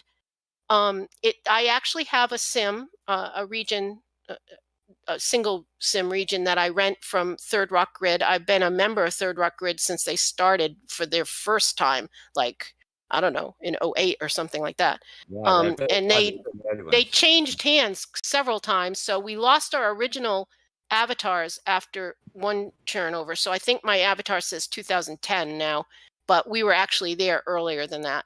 But at any rate, so GCG was down for 2 weeks one time, and I was hanging over at I was hanging over at Third Rock Grid with a friend of mine, and I was like, oh man, I can't build anything. GCG's down, and then she was like, well, you could still get a first land here. And I went, oh, come on, I've been here forever. How can I qualify for first land? They said, I don't care. You can be first land. So for like $8, I got a sim and I started building the Nile. And then GCG came back online, and I didn't want to go back right yet because I was so busy building the Nile over at Third Rock Grid. But so when I got my own grid, I wanted to, now I have a 2x2 to make the Nile, and it's just so majestic now. I just love it so much. I still have the other one though; it's still there, and you would see similar things, but like at Third Rock. Across the water, you see the Victoria Inn, but it's actually off sim, and it's just a facade of the front because, I didn't have room or prims to do it. Here on Phantom Rose Grid, the Victoria Inn is a fully fledged out, customized build off of one of Four Winds' beautiful Victorian houses. I actually increased the size of it because it only really had like 2 bedrooms or something. And I'm like, well, that's not much of an inn. So I actually almost doubled the size of it. And it now has like 5 rooms, I think. And I did a lot of work on it. It's so beautiful. So it's like greatly expanded. I have historical looking Egyptian farms. Obviously I have pyramids. This pyramid in the front where you see there's a wall in front of it, that's actually an excavated entrance into the pyramid. There are secret hidden rooms in there. If you can find them, you'll see interesting things. There's also in the back, towards the third pyramid to the left, there's an excavation area where you can watch a archaeologist uncovering a artifact, and then there is a worker nearby him who is using a screen to shake out pieces of stuff. So those are NPCs that I do now. Let's see, what else do I have? I also have an area of the souks, which is the bazaar area. This is just one of the streets. There's tons. I have a lot of different streets. And in one of the you go, there's like a central opening, and there's a belly dancer there that dances. And in back of her, you see that red tent. That is Scheherazade's. That is basically a men's adult club, and that actually has an adult dancer in there. My Sims are moderate, and I expect people to be, 18 and above to come. And I try to keep most things PG, but sometimes they're not. And I actually have a thing that says that in the bathhouse, if you want to go in there, there could be nudity. So, behave accordingly. If you don't like it, stay out. Don't have to go in, not forcing you. Danger, you need to see ahead. Yeah, so I try to warn people. It's like in the Dark Knights area. If you don't like violence and you don't like gothic and blood and stuff like that, well, please don't come in. I don't want you to be upset. So no, Yeah. I try to warn people on all of this stuff. And here's just another look at the Nile. Of course, the Nile in real life has islands in the middle. So, of course, I had to have some islands also. One of the islands has the Lotus Rose Palace. The history for the Nile is that the Duke and Duchess of Phantom Rose, it's 1899 or something, and they are one of the British couples that decided to use Thomas Cook's famous itinerary to come and see the antiquities in Egypt. It was a very big thing at that time. In fact, they had embassies. British embassies were in Egypt, and lots of Egypt tourism happened at that time. The storyline for is that the Duke went to school with the prince over here, and so the prince is letting them stay in the palace because that's how it works. So there's a really long Nile River to explore. The farms, the souks, there's just lots of stuff. There's a mosque village in one corner that has another area of bazaars to go looking at. Also, in those bazaars, there's lots of freebies. So you go along and there'll be things that you can copy. Some of them are from Fred's stuff that he gives out. Some of them are from other sources that I found. A couple of the things are things that we made. Either Tenchi made them. There's a little bit of food that he made, and then a few things that I made. They're all kind of mixed in there. And I also have a hunt. It's a scarab hunt. And in the very beginning where you start, it gives you the directions, and and it shows you the scarab, and you have to locate those and pick those up. And again, you get a collection. You get this, I give you like 10 unique goblets that I made that you can use for tableware. Once you get all 15 of them or whatever it is, you have to go looking around the souks to find them. I think, sorry, I'm interrupting again. I think we ought to get through these slides a little bit quicker. I'm sorry. I know it's terrible. All right. So nature is the next one. When you hit nature, there's kiosks with maps, trail maps, and region guides. There's tons of stuff to do. There's whitewater rafting. I give out a free hang glider that somebody else was giving out free. So you can go and take a donkey ride up a mountain and then hang glide down. If you stay on that a second, I'll just have to check which one. I've got some footage of nature you can talk over while we're at it. Okay. Those. Hang on, I know it starts with that same picture you've got. Oh, where is it? The tourist. That's the welcome center, and that's the welcome area. And that was originally, before I had beacons out, that's where you would land. And that's the famous Phantom Rose Cathedral and my fairy tale castle. And there we are talking for 2.5 hours. We're getting close to that tonight, actually. So, right. One of my original castles that I had on the sim. So that I had them all. I had given every castle its own little island, and people really loved that. And they all had their own little beach and everything. It was really. I never had much trouble keeping my castles full there, so that was. This is your This is also part of one of the landing boards. Yeah, so there's the IDP. That's all of the places you can go. I try to give you a little listing of them. And as I said earlier, there are masses of literary note cards you can pick up here. Evidence of the history to, lots of stuff. Yeah, there's lots of stuff. And a lot of people don't want to read all that, so they don't have to take it. I don't drop it on you. You just take it if you want it, Hopefully people will take the trail maps if they go to nature, because there's like a lot of trails and they're all beautiful. And here's some footage of some of the trails. Yeah, this is a bit longer one, and I loved filming this bit. This was I really just did this. The others came rushed while we were talking, but this I'd done earlier. Oh yeah, that's my little enchanted area that I made. Yeah, I've got almost everything in the sim into this somehow. It's a pleasure to just come around and. Yeah, it's a really beautifully. It's such a serene, calm, beautiful place. You know, it really. I felt like between Tenchi and I, we did a good job of getting a natural feel to it, and that's Olympia Falls.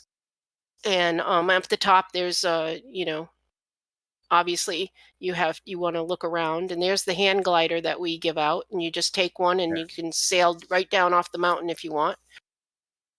I also have we also have these signs up, and they'll have things like photo opportunities or, you know, activities and things to alert people of what there is to do. So there's horse givers and donkey givers and balloon. You can take a hot air balloon around if you want. That at the ranch, you can get the balloon. Yeah. And there's the hang glider. That's you actually just get one of your own and just put it out and fly, and that's a gift that you get to keep. So, and so that's one of the trail markers, and they're color coded and all that kind of stuff, and try to help. And there's a hand drawn, you know, thing with the colors showing where each of the paths go. So it's very much like something you'd get at Yellowstone or whatever to delineate all the paths that you can walk. And there's whitewater there's one big whitewater river and another smaller one, and then there's little rivers. And I have kayak givers, swimmers, all kinds of things. There's little power boats too. Those are the donkeys you can ride to the top of the mountain. They're really hilarious. They're vehicle donkeys, and they make you laugh. They're just so much fun. But they'll go up the mountain if you want to go up the mountain. And there's just lots of boating and swimming and everything you want to do. And then we have a Zen garden up there. You can meditate, and there's also an area that they're set up like the dance balls, but in them, one of them is fan dancing, so you can do a true Japanese fan dance type of thing. And then next to it, there's a Tai Chi one, and it kind of overlooks this big waterfall on the other side. So it's very serene and beautiful place if you want to meditate and stuff. And it's actually, the 2x2 is connected to Tenchi's sanctuary 2x2, and his landscaping is just amazing. And he gives away tons of free food, platters of food that he's made up. It just is beautiful. Oops. All right, so that's a different one. Yeah. So yeah, the other thing that I have there is I went through and I made rock climbing poses and set up 2 side-by-side rock climbing courses so that you can race a friend to the top if you want to see who will win. And these are all my poses that I made myself to get up the rocks. There's lots of different ones. Oh, that's one of the Christmas ones. I made an auto skater so that if you want to talk to friends and skate and talk, you don't need your hands. You can get on a ball and there's animations in the ball. There's also animations in the skates themselves. The skates are free. They're Linda Kelly's skates. I've played them. So, and I every year I put up a special Christmas card that has Santa and 2 poses for 2 people to sit with Santa, and it gives the date and says Merry Christmas from Phantom Rose Grid. So if you want to get your yearly Christmas card commemorated, then you can come up there. So I set that up every year, and it's up 24/7 as far as skating goes. I do take the Christmas stuff down. But, yeah, one of those things I picked up in various places, skates. Yeah. Always lying So, in the inventory. This is part of the this picture that's up now is part of the Whitewater River for whitewater kayaking. It's really fun, and the bears are there, and there's some salmon jumping out of the river as you go by. It's pretty cool. And that is the Tai Chi and fan dance area up at the Zen Garden, and that's the view you get while you're doing Tai Chi or whatever it is you want to do. All right, and now I'm going to move on to Phantom Rose Ocean. This is a modern area with powerboats, etc. It's a 4x4, so you have 16 sims of water sports to be able to do. There's a marina with a pool and a picnic area with picnic tables and grills. There's a beach with surfable waves and surfboards, and also the Big Kahuna tiki bar where you can sit out by the ocean and have a drink. And then there is Couples Cove, which is a little romantic place for a couple to get away to. You can boat there.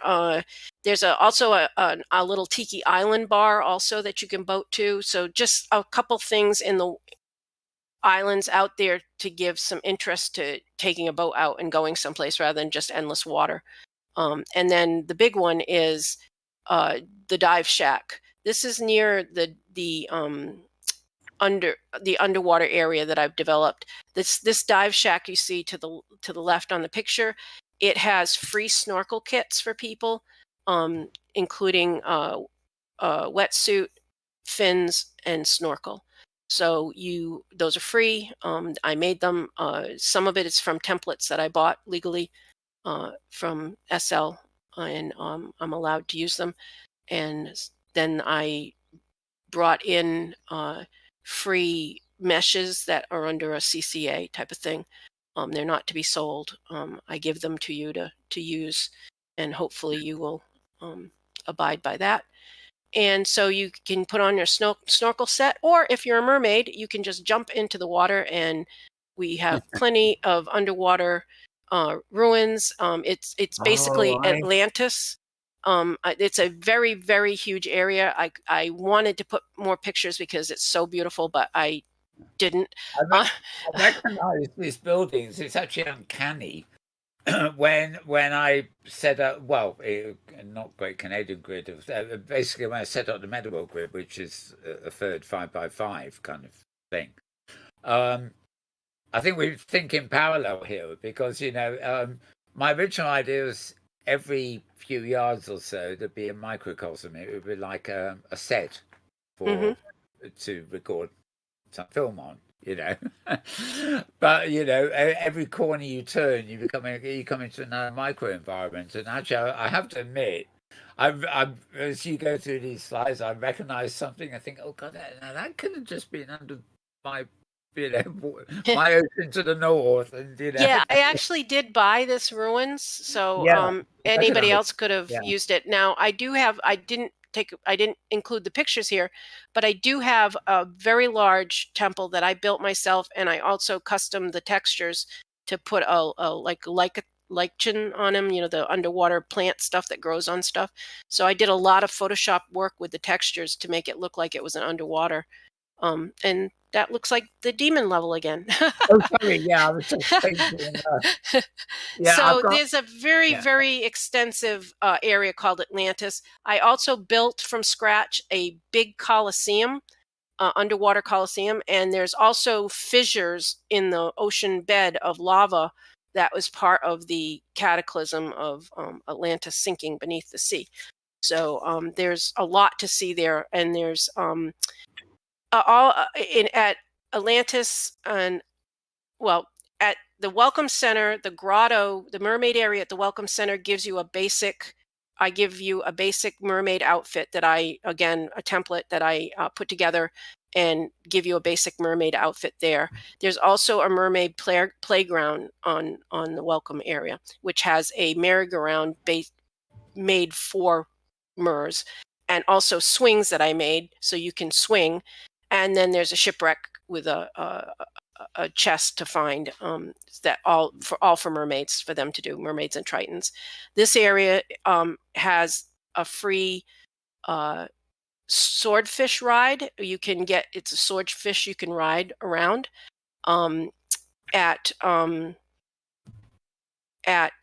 okay, let me get to this next one here. At Bayou, I have the Haunted Lake because there's a Gothic theme there. I have a set of more Gothic looking fins. They're black. They're more like goth fins. And then my last set of fins I give are here. This is my newest sim that I'm going to be opening up probably next week. It's called Akrotiri. And Akrotiri was an outpost of the Minoans, where they went from their city Knossos on Crete. And Akrotiri was on what is now Santorini, which everyone knows blew up, and that's why there's a big hole in the middle. And Akrotiri was actually there at the time of the explosion and was covered. And they do have an archaeological place there that has uncovered a whole bunch of it. So my whole thing is that there will be a beacon going up here very soon. This will be the start of the Phantom Rose Mer Nation, where you come here and you never have to leave the water again. You can see that blue stone in the background. That is part of the Mer portal. You go there, it will transport you to the next mermaid area that I have. Anyone you want to go to, it'll be the same as the IDP, where you get a menu and you can choose. And each of the areas has a prize. Now, this one I did not include the picture, but Akrotiri actually has a set of fins that I drew from the wall paintings. So it's Minoan inspired fins. So it's pretty cool. I worked really hard on them, and I'm really, really proud of them. And those are free gifts for people to come. And so you get a free set of fins there. So there's 3 sets of free fins. There's also going to be 3 different rideable, the medieval area that's going to be opening up. That is going to have a riding shark, and the Nile will have a riding dolphin. So there'll be 3 rides. And then Nature has a beautiful coral reef that's for free, that you can populate its copy, so you can put out as many as you want on your own land. And then Mermaids of the Mist area has one that's done in a little bit more steampunky way. So 2 coral reefs. So these are all free gifts that I give. And we're coming up to the food. Yes. And here's some food. This is some of Tenchi's work. He makes all these beautiful platters of food. Unbelievable. The guy is incredible. He takes some of it is Satire Farm food, but some of it is also his own things that he's done. He uses some of his own textures. He's made up wines and olive oils and teas and more platters here. And he has like a store that has more bulk items. It's amazing. It's amazing. I can't believe. I mean, people, lots of people would like to have food to make their environment look more real. Yeah. So that's the place to go right there. And then these don't have beacons, but you can get to them from the IDP. This is the Clutterfly Mall and the original Linda Kelly Mall. At Clutterfly, I have put in 2 stores, one with Hailey Beaker's stuff and one with Celia Coors, with the original licenses, to try to help people know where they can go to find legal freebies that are legal to use. And they don't have to go to the grid that shall remain nameless to get the things that have been copybotted. There are things, and what I try to tell people who come is like, these early items, they might be a little prim heavy or whatever, but you can learn to build from them by tearing them apart and seeing how they were built. You can customize them so that you're not starting from scratch, and you're not real good at putting furniture together, so you take one of Linda Kelly's tables, but you find you're able to do a beautiful texture to put on it or whatever. It's like you can make it your own, and they're all free to use. So I think it's really important, and as I have time and as I find more things, I'm going to continue to collect them here. Oh, wonderful. So that was a real sprint to the finish there. I know. And I Well, can't even tell you how many beautiful pictures and how many things are there to do. I mean, I have so many 24/7 interactive things to do. So yeah. if you come to Phantom Rose Grid, there are things to do. You just have to go and maybe you have to read maybe just the note card for the region guide, because the region guide will tell you where these things are. And I use a regional teleporter system to take people to like the main things. So like say Bayou, I don't want people to just teleport around Bayou really, because it's so beautiful. There's carriages to use, there's horses to use. I made a special swamp boat that you pull along the swamps, and Tenchi and I just love doing it because you're sitting low in the water. There's peepers, for the frogs. There's animals, the crocodiles rumbling, alligators rumbling, and all this stuff. It's so evocative. It's just got all the feels. It's got all the feels. So, but I do. Well, I'm definitely going to have to come over and linger. So, yeah, I think I need to move to Thursday now because I'm looking at the clock. Although, I'm sorry if I took too much time. No, just hang around because we can cross talk over things. I'm just really passionate about my grid. I can tell. I was pretty passionate when I was there. I very enjoyed it.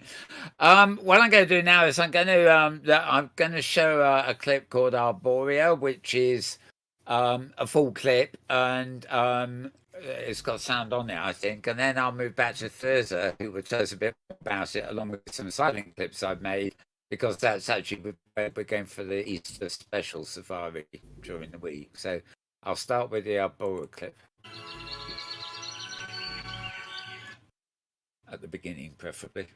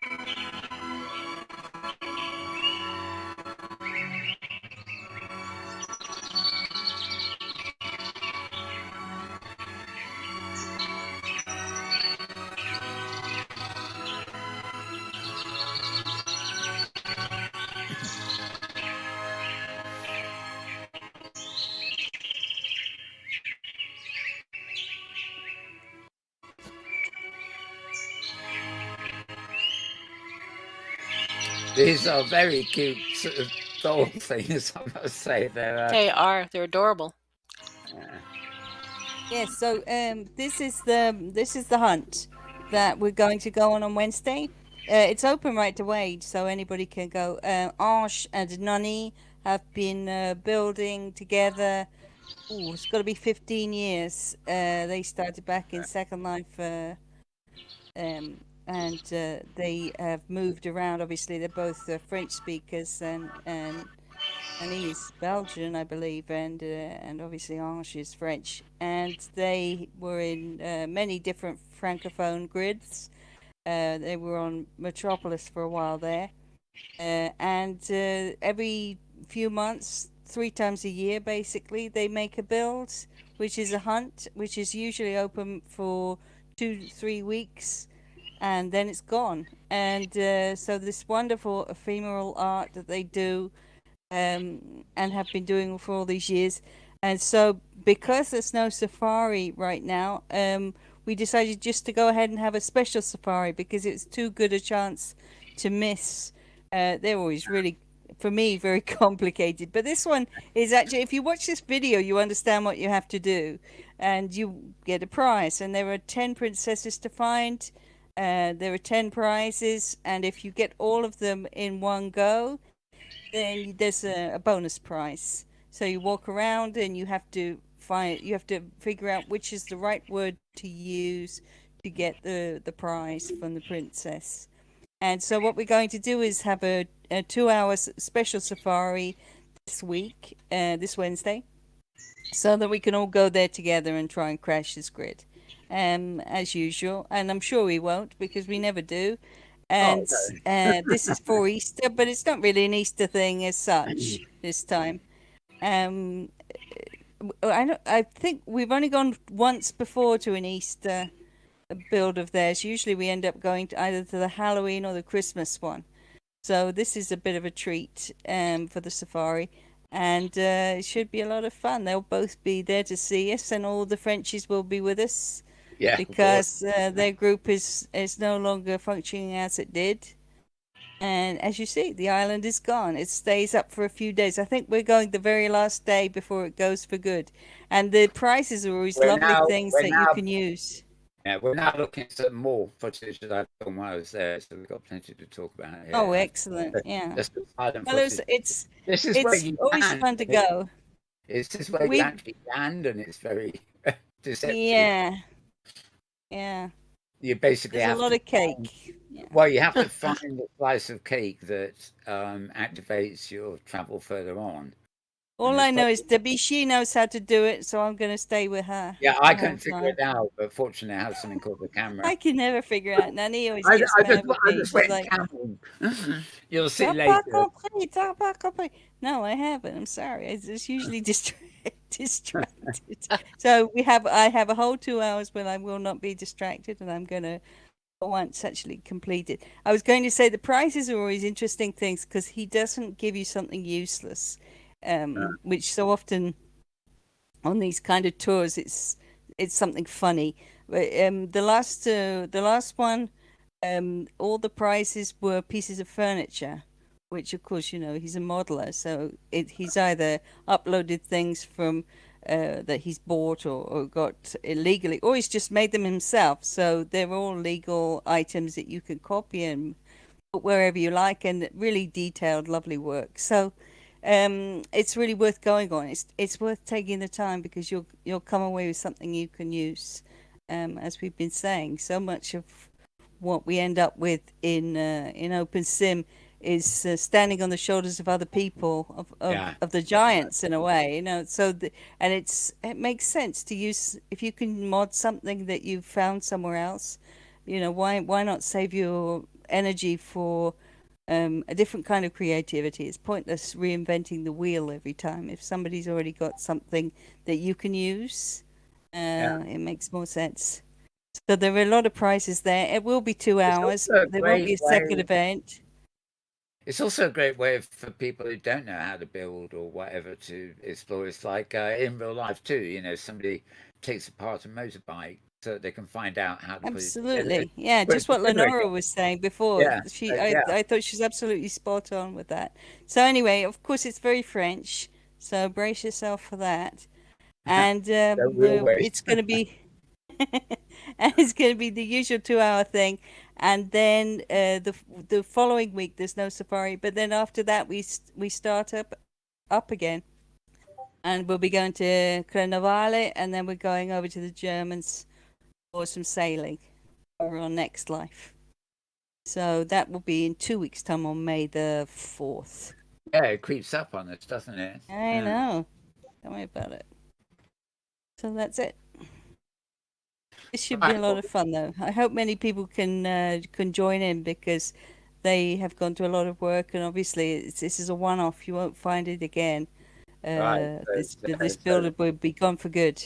Even this filming and stuff is unique because it's going to be in the... Oh, I better remember that. This is my record. just follow Atelier and the other guys around, because they know where all the prizes are. Yes, I noticed that. So we're going to come to just a bit more of this yet, and I want to keep playing it because it does show you. The promo gave you a sort of walk around feel, but I've got a long clip here where I literally run around coming from the air and things all over the whole island, because underneath the Cape place is this region I'm on now. It's sort of halfway up the sky, so to speak. And I didn't realize there was going to end up going down yet another level, and that's the one that is really rich in sort of stuff to film. In the good stuff.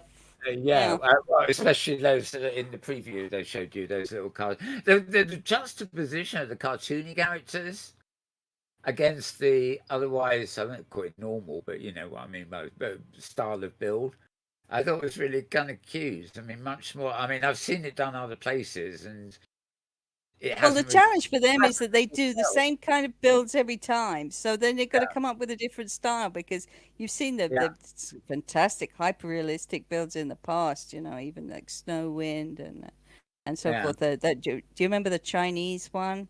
Oh my God, that was so beautiful.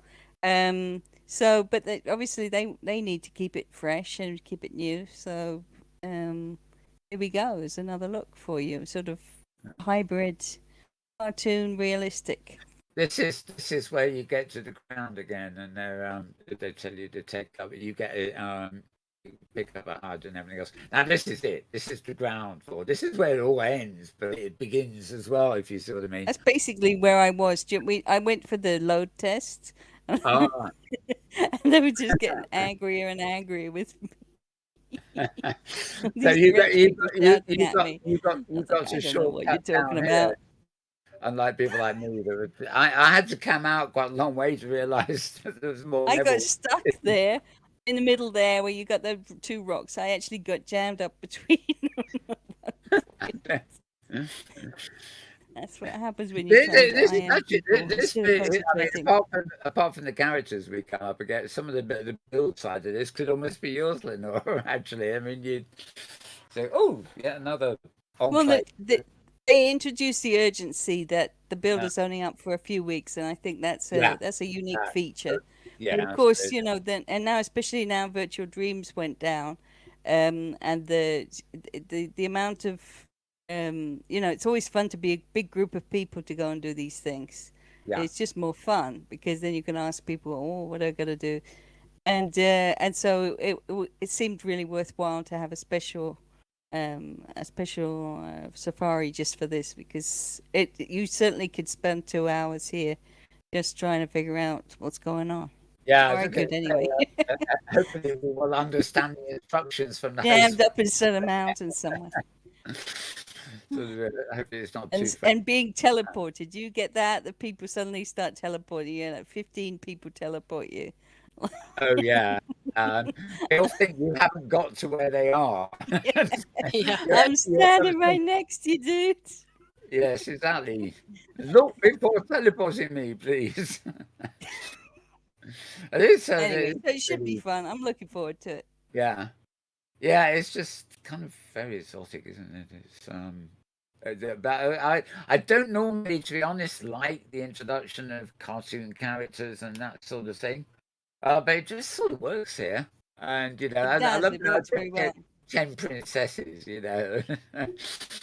But it's interesting. I think it's the first time they've really gone that route, because do you remember they did that one with the clocks?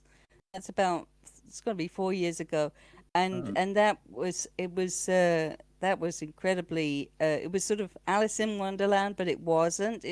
It stayed more realistic than that. That was such a beautiful build. So this it's truly a new departure for them. I think it's a different look, and a very beautiful one. Of course, it's Danny who sets out the plan and where everything's going to go, and then Ash makes everything. So. Oh, you've done a wonderful job. You know, this is a master. This is quite converse, because you know, with the LEA and the other place and whatever. One gets used to sort of exhibitions and installations that stay up for 1 month or 3, and then they're gone. And you know, the only way to archive the virtual world for posterity really is video. Exactly. Gone. Conversely, of course, a lot of people come to OpenSim because they don't have to suffer the fact that it will be down after the rent on the region runs out or something. So it's actually quite interesting to be seeing something in Yes, it OpenSim. is. But there's a paradox. There's so much to see, and there's so few Yeah, people.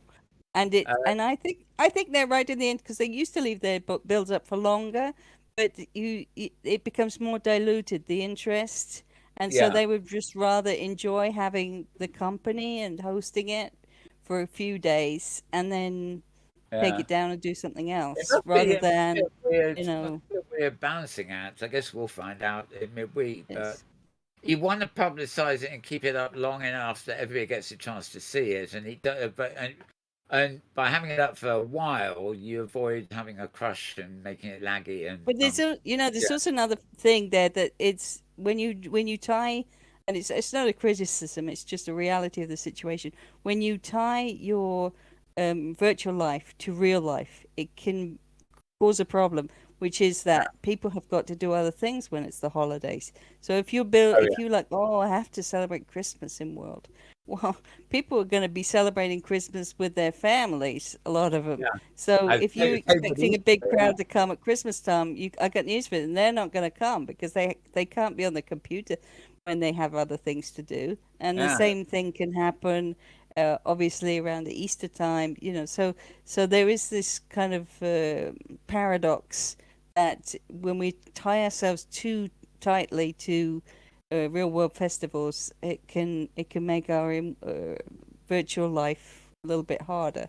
yeah, However, exactly. that said, It's it's a also beautiful theme, so yeah, yeah. I it's don't know. really You not know, that Eastery, actually, this one, not as much oh as no, no, others in the not at all. past.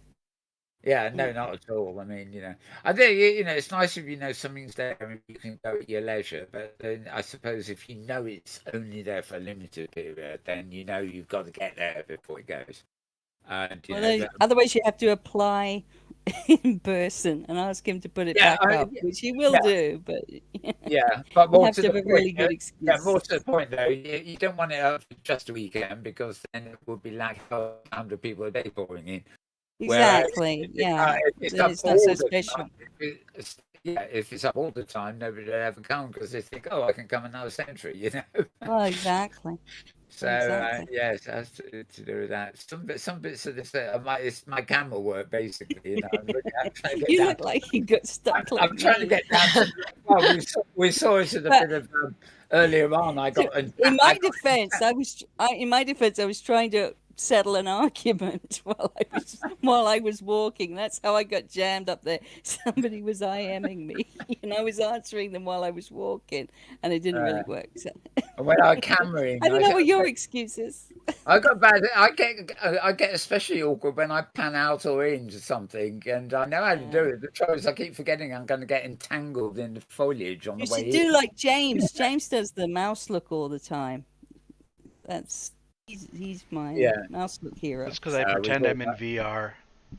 yes, of course. Yeah, we've all got our own techniques. I mean, anything that doesn't involve the camera. I can't do that because it's always somebody's like, "Can you teleport me? I'm lost," Right. or You need the "Oh, chat. has it Right. begun yet?" So you can't be a Yeah, mouse look if you've got a lot of messages coming it's in. well, Sadly. it's the same with camera mode here. I mean, you kill the interface, so I mean, tough shit if Yeah, anybody's trying to talk to you. exactly. That's Anyway, I'm hoping that a lot of people do this show is up because it should be that's fun, lovely. and you'll see all the Frenchies, of course. They'll all be there in voice. You Yeah. can enjoy that, and Yeah, Safari doesn't hope you have win a voice prize. unless it's French. Oh dear. We better not. We better not. You better not, my friend. You better not. Get caught out making all these jokes and say, "Well, you can't come now."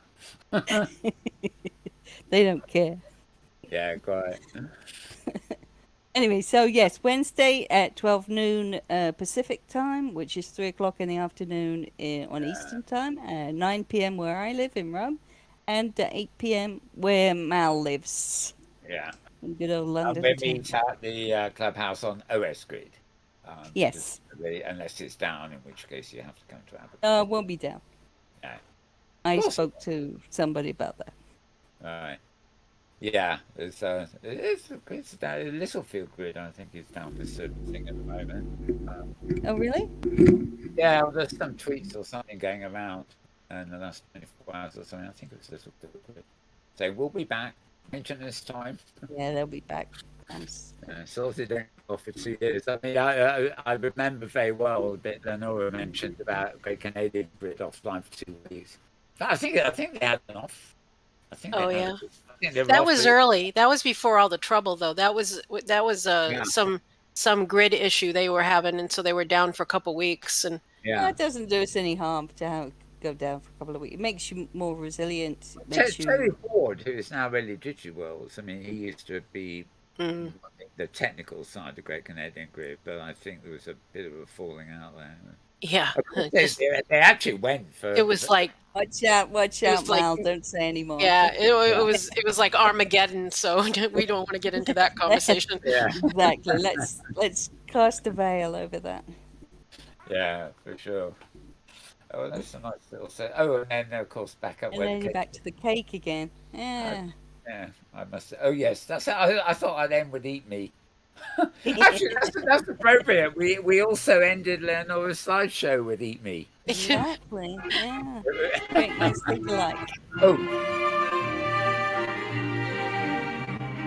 Oh, so we got another one. I don't know what this is. It just says 1050p.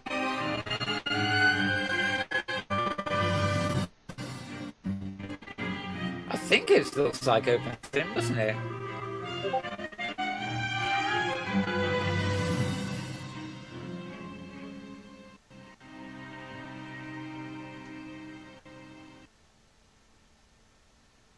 Okay, well, I guess we always end up with a. Oh, and now we're back. Always up. back to the demon world. Yeah, well, I've got 3 I never showed. Oh, we did show the ice skating one, didn't we? Yeah, we just the night before Christmas ballet. yes. Which, The little elf. Yeah, this was the other ballet. They got mixed up here by the look of it. That was fun. That was a fun one. Yeah. Dancing around all wonderfully. So while that's playing, just play these 2 while we sort of close up. Yeah, we just about made it. We've broken the 2 hour by about 6 minutes, but well, I mean, it was enough to cover, wasn't there? This has been a really great show. I think. I will drown the volume of that a little bit so we can talk. Yeah, it's been a great show.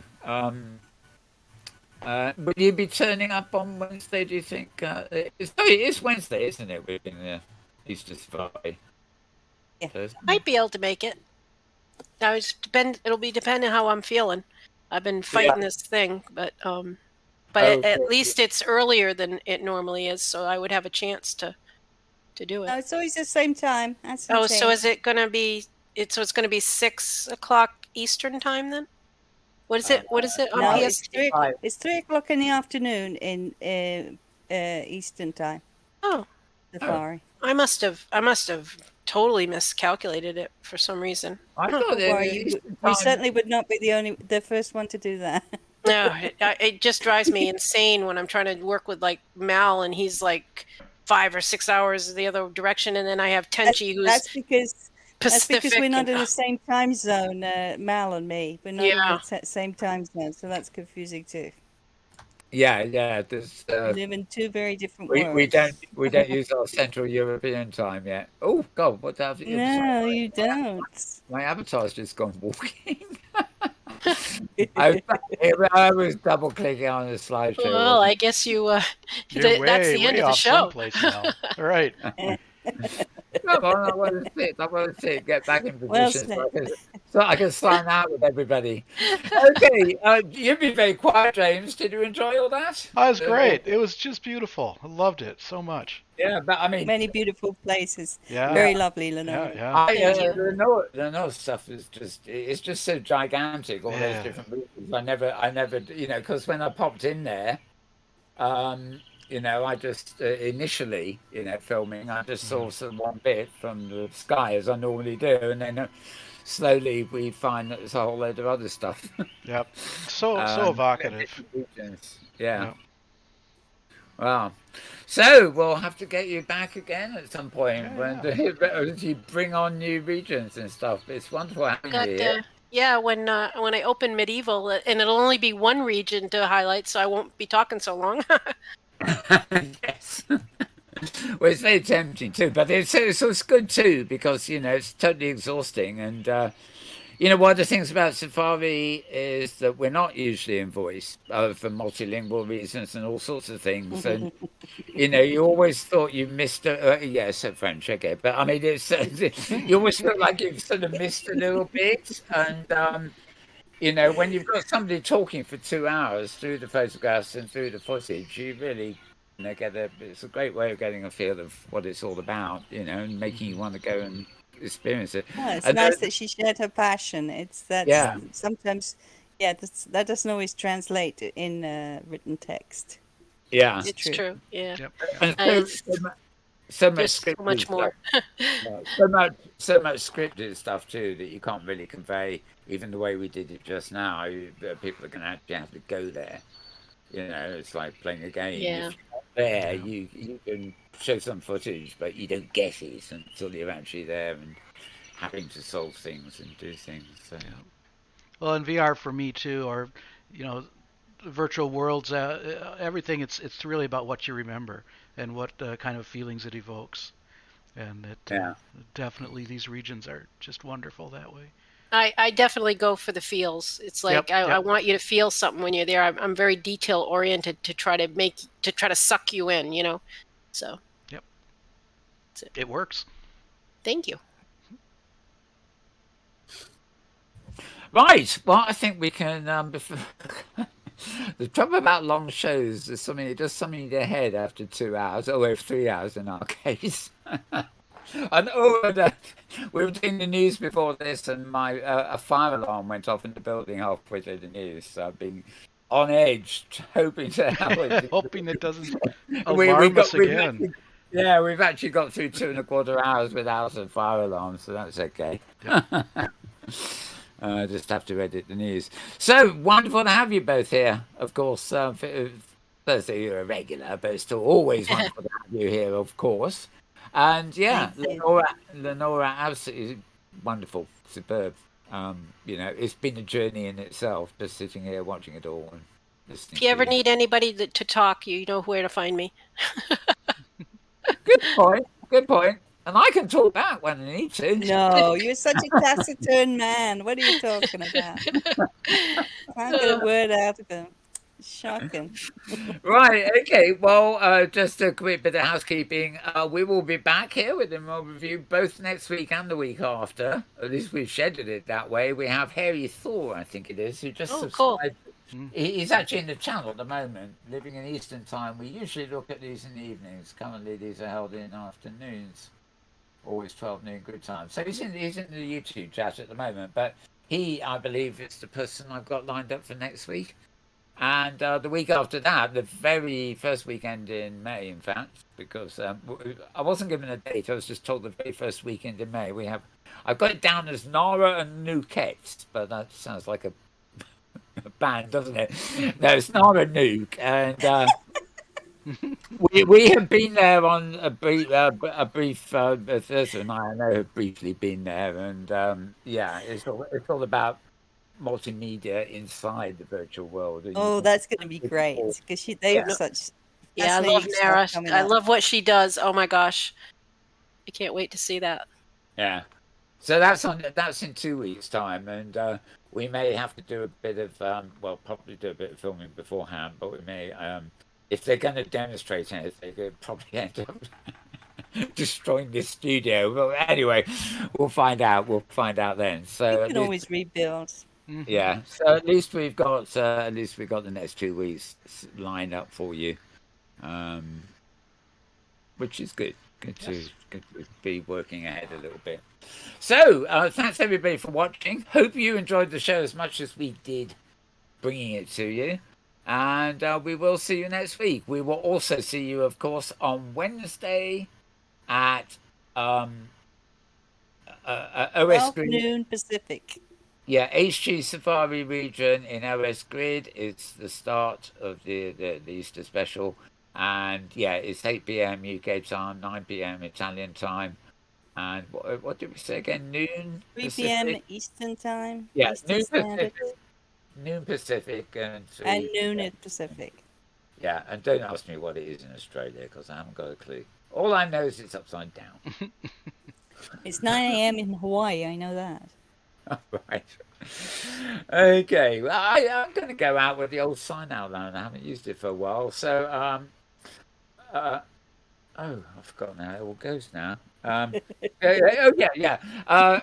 Good morning. It's the time zone thing. It's just reminded me. I can say good morning, good evening, good afternoon, or good tomorrow, depending on wherever and whenever you are.